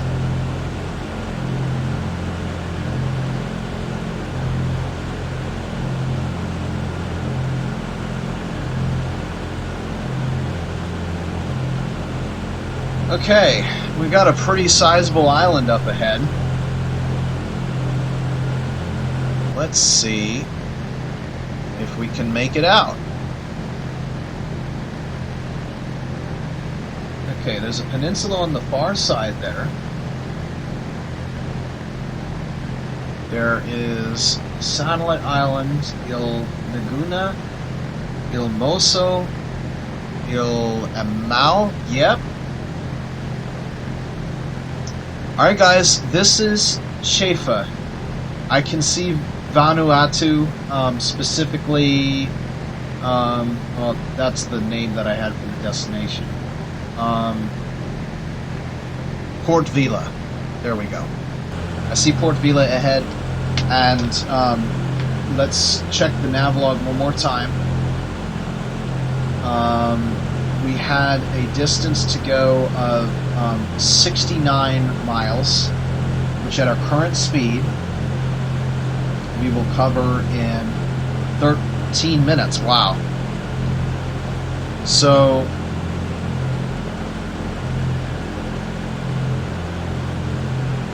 So 13 minutes. That means we're expecting landfall and landing around 1828. By the way, notice how the compass desired azimuth pretty much matches the general shape of the chart on the bubble sextant. There is a slight difference, and that difference is to account for the magnetic variation. But other than that, it's the same idea. We're flying the lower section of that blue line to intersect the base because we know that at that time, Antares was at the same level as the base as it was for us. And we're flying that line. And you can see, we're literally heading for, I can actually see the runway right now at Port Vila. So we're exactly where we need to be. At 4 minutes afterwards, so that's 16, is beginning a descent. That's it. 16, beginning a descent. I'm now doing the beginning, or the descent checklist. Okay, descent, throttles 15 inches, manifold pressure.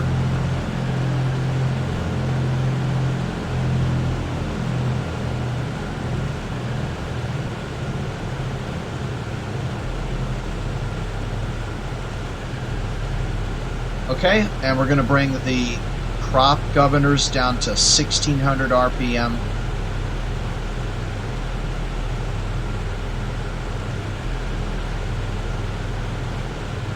And the fuel boost pumps will have to wait until we're below 12,000 feet to turn those off. Glad it looks like our oxygen is still full. Hopefully the blinker's still blinking. Oh, yep, it's good.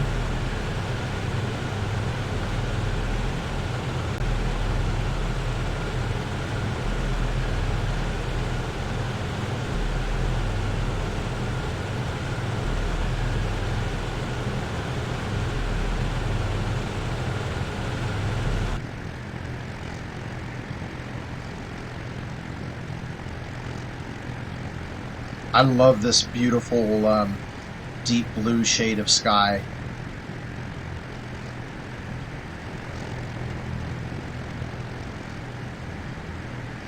Yeah, we're getting really close to dawn. You can very clearly see the horizon there.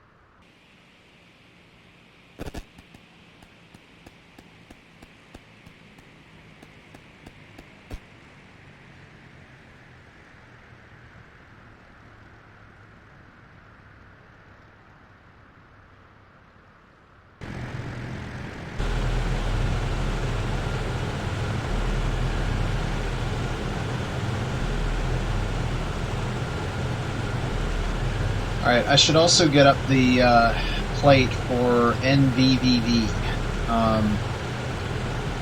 And we were expecting runway 11 for the wind.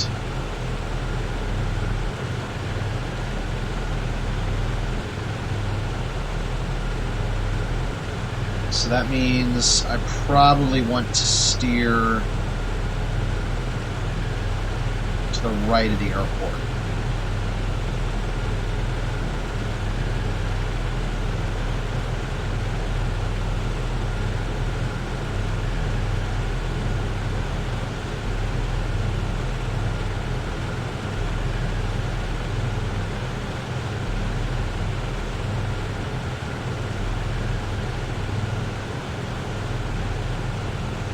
Well, I have to say, I was quite pleased with the navigational performance on this flight. You know, we got off. I said it was okay at first because it was within the margin of error of the sextant.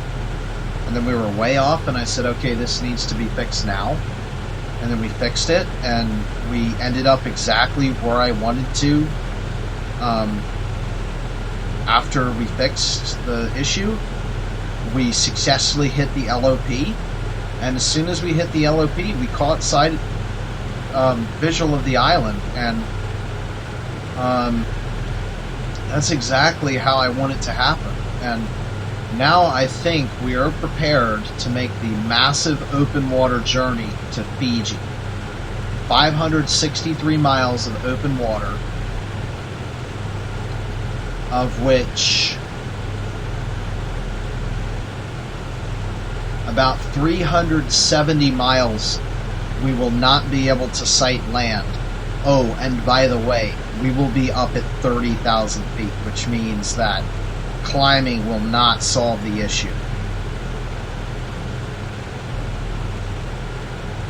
Now, the good news about being at 30,000 feet means only really big thunderstorms are going to affect us up there. So like the hammer anvil things. Alright, I think we're sinking a little bit too much, so I'm going to add in a little bit more power.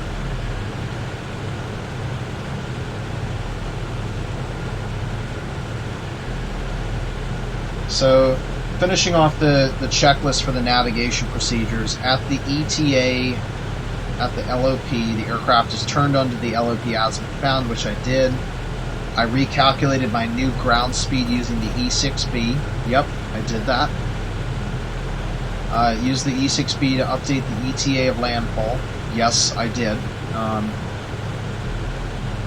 I said 13 minutes, right? So 25 or somewhere thereabout? Yeah, that's probably correct. Continue navigation observations after turning onto the LOP every 5 minutes. Well, I don't know about every 5 minutes. It's going to be kind of hard to sight stars now. I mean, maybe if we were still up at 20,000, it is pretty dark up there still, but I mean, now we're down to, looks like we're at 10,000 feet now. Yeah, it's going to be pretty hard to sight stars this far into nautical dawn, but I seriously don't need to navigate because I know we're right on time. I just confirmed it. I think that's if it's like mainly overcast. Yeah, if that was the case, I'd want to navigate as much as possible.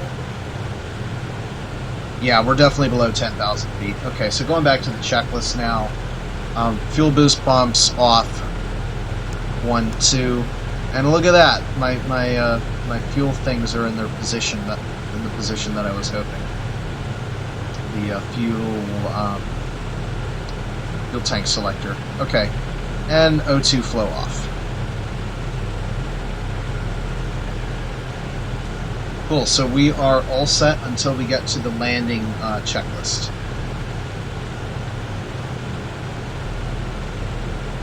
And maybe I should start calculating this now. Our fullest tanks, let's see, how much is going to be in here? We've been going for, we're pretty much right on time.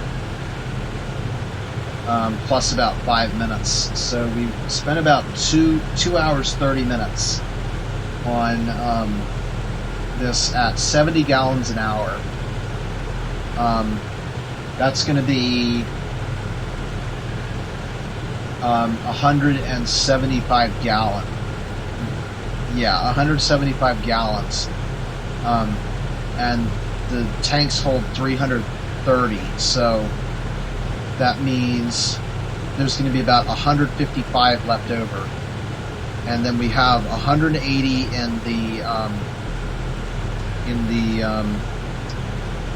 in the mains and 60 in the reserve. So the fullest tanks are actually going to be the mains.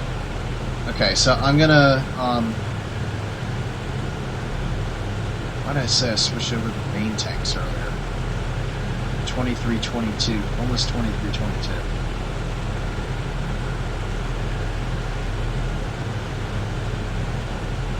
Did I get that wrong? 2322 did not happen yet. I have marked at 2322 that I switched to the drop tanks.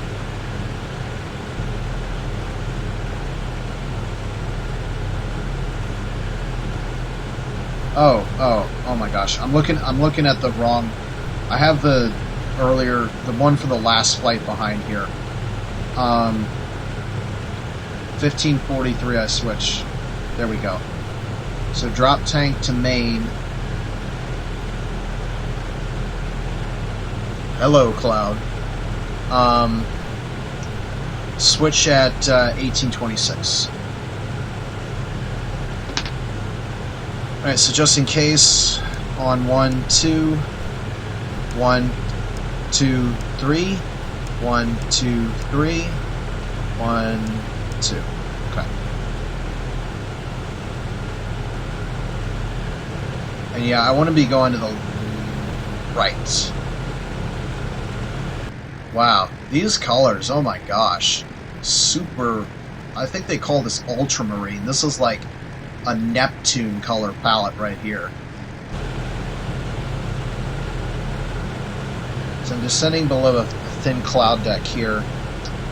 I think we can go to the landing checklist now. We should be low enough. So fuel selectors on fullest tanks, boost pumps on 1, 2, propeller governors up to 2600 RPM.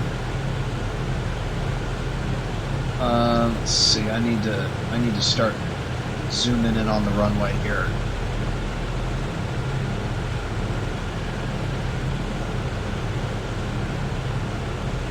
Yeah, we're gonna want to be going over here. Alright, we should be low enough now. So propellers are gonna go up to 2600 RPM. Okay, mixture controls in auto rich, and we're gonna open the intercooler shutters.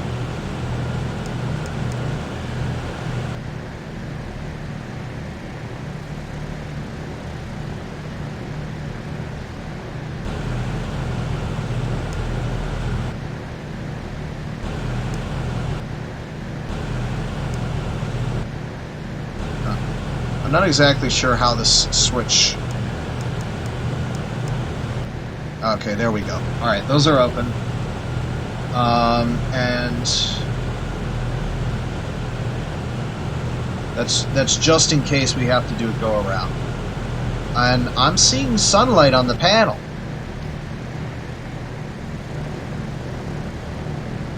I can't see the sun yet.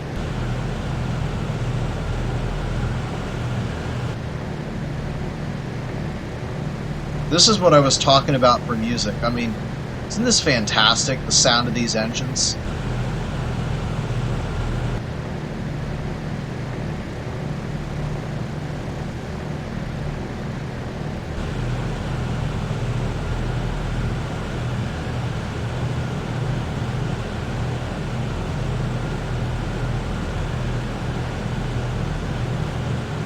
Alright, I'm going to set this guy up for the runway now.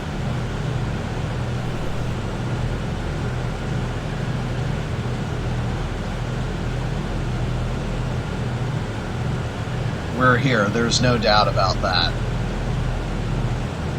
I'm pretty much on a downwind actually right now, so now's probably as good a time as any to establish 175 miles an hour.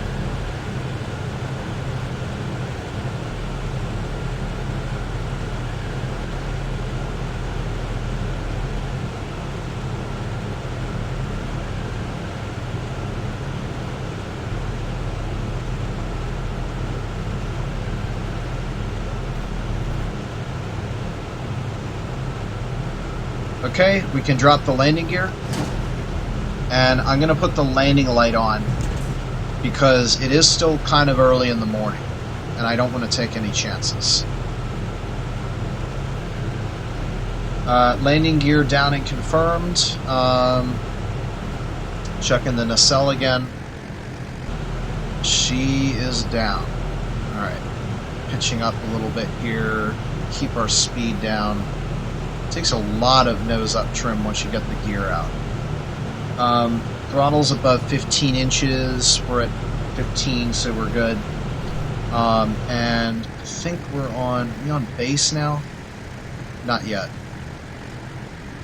Okay, we need to, when we turn to base, that's when we're going to really want to pull up for establishing 150.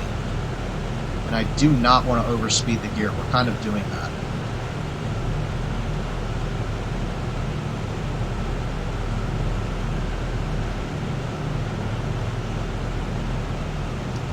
And I need to get my view set up for landing. 1, 2, 3, 4, 5, 6. And I don't want to mess this up because I know it got all. It was the dumbest thing ever last time. You know, I was like, yeah, I'm off, okay. You know, I was like, you know, I wasn't even on the runway. I mean, that was ridiculous, to be honest. I think we can turn base leg now. We pretty much got 150 miles per hour, which is good now. So when the landing is assured, flaps down. So I think we're doing pretty good for our approach.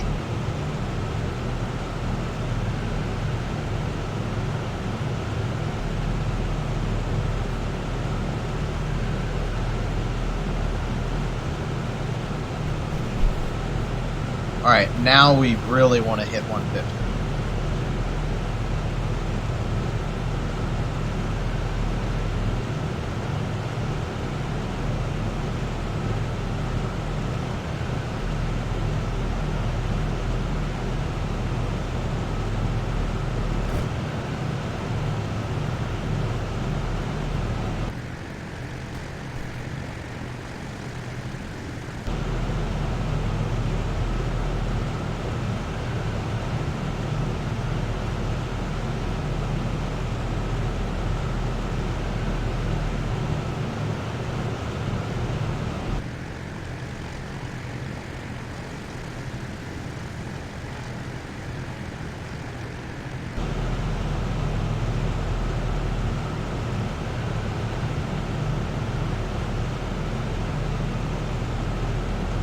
This is probably what speed 5 is going to sound like when we're, you know, just barely staying aloft, like I said, for the really long legs where you're concerned about fuel burn. Okay, I'd say it's time to turn to final. And once I create the side of that runway, I think we can probably put the flaps down at that point.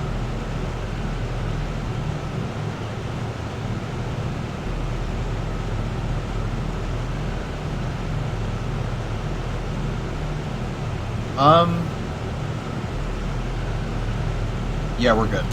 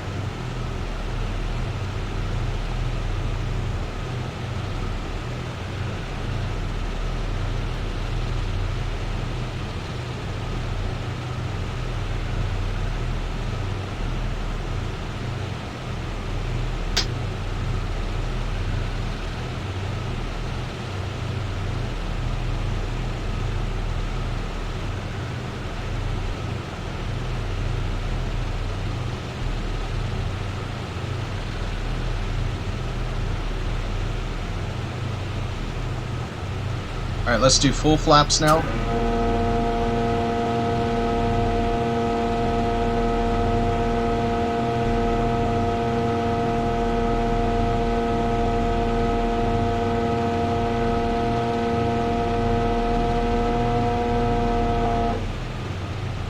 Okay, now I remember something from flight training that should help me out with this thing, which is called "Don't Drive Feet Alive." So that should help me get lined up with the runway.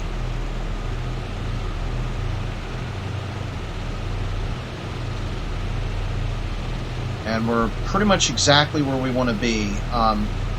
130 and 110 over the fence. So I think when we get over the empty area, I'm going to bring the power back to idle.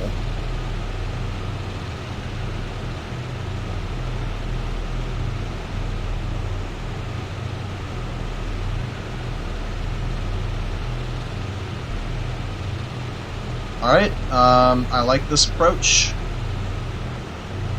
This is looking really good. The airplane's almost auto-flaring too.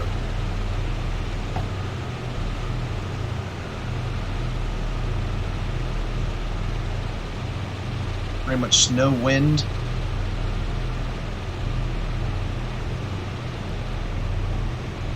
Not bad. I'm pretty happy with that landing too.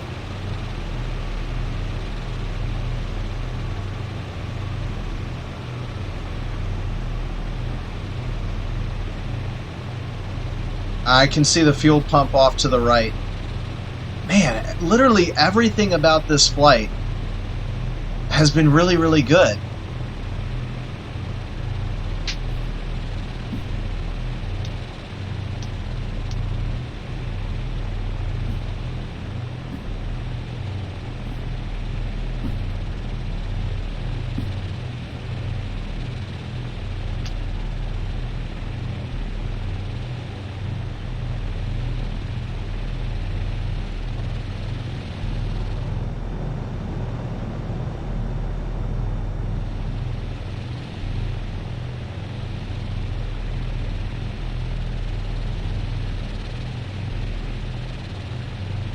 Okay, we can do our after landing checklist, so we want to do flaps up. And we can turn the fuel boost pumps off, 1, 2. Prop governors full forward. Coolant shutters full open.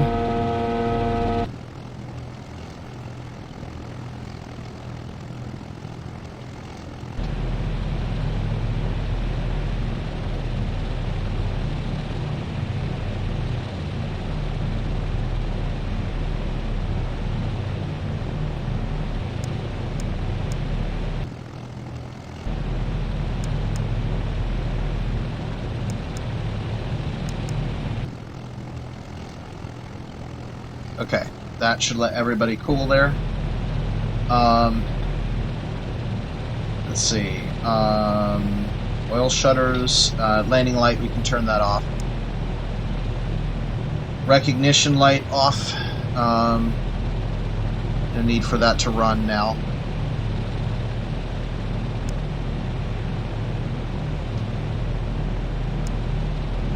Did this somehow get turned off? Oh, yeah. Yeah, that must have happened when we reloaded the plane. It's annoying. Okay, well that's off anyway. It looks like we've got this. Oh, yeah. The sun is rising as we speak. And I know from night shift that means I am feeling very dreary-eyed right now. If this were actually taking place in late night, as it were here. Okay, recognition lights off. Okay, so we're on to the stopping engine checklist now. But first, I want to do our thing of climbing out onto the wing and check in the fuel tank levels again, because this time we flew at 20,000 feet. So if I check the fuel tank levels, I can compare what it was at 15,000 than it would be at 20,000. So this is leg 3. And let's see, left reserve, 54.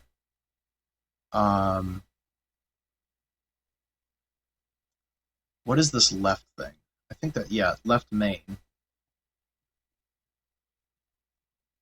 I thought I did switch over to the main tanks though, so something, oh, I forgot. It forces you to pull from the drop tanks. That's something that's different from the simulation. So left main is full, and then the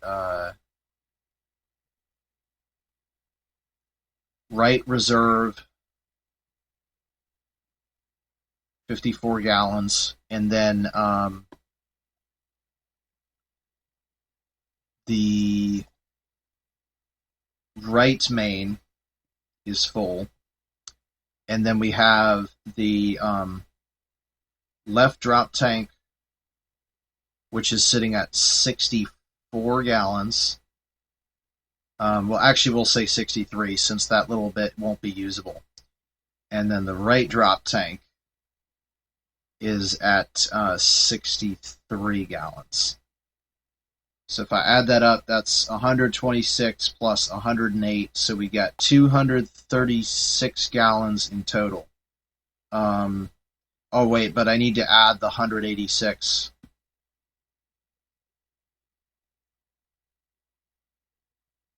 Right, so 236 plus 186.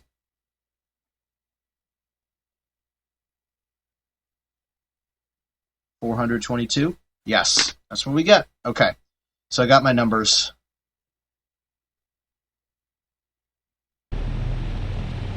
So everything is good here, and we'll go ahead and return to the pump.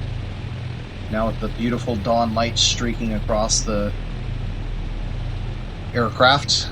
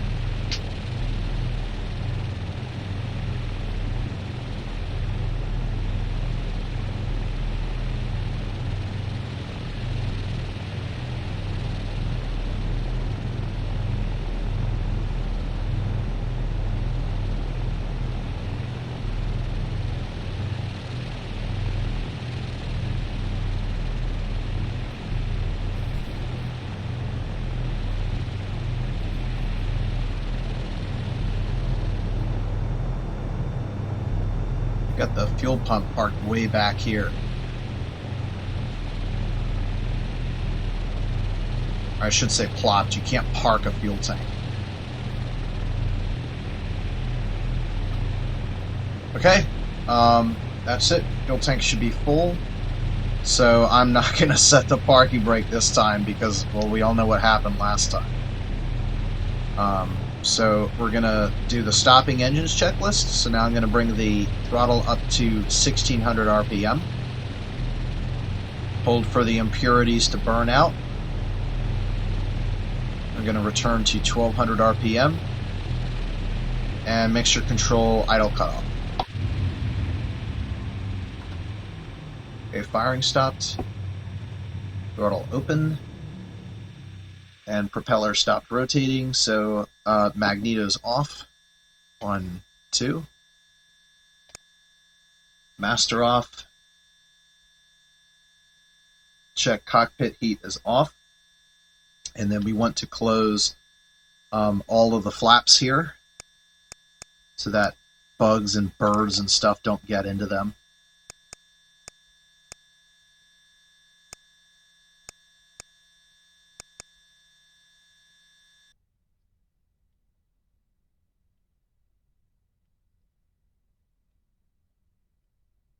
Okay, that was the first time I think I managed to successfully close everything the first attempt. Okay, so oil shutters, yep, I just took care of those two. Avionics light off, AC generator off, and that's what I was talking about. You have to run the AC generator in order to have the avionics light working. So that's why I have that off first. AC generator off, and then the normal generators. Let's reset here. 1 off, 2 off. Panel light, that's this guy at the very bottom. That's off. So now I can turn the battery off, which is over here.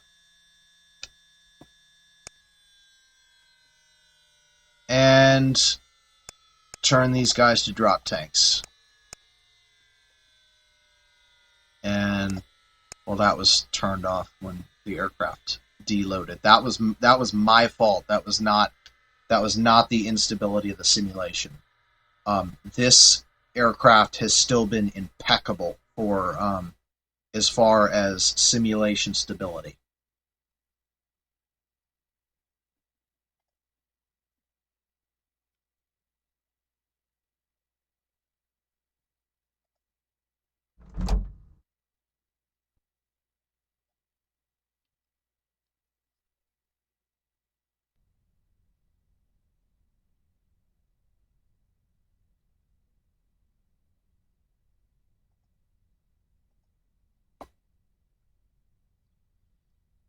And that's it for leg 3. So yes, a beautiful morning in Schaefer.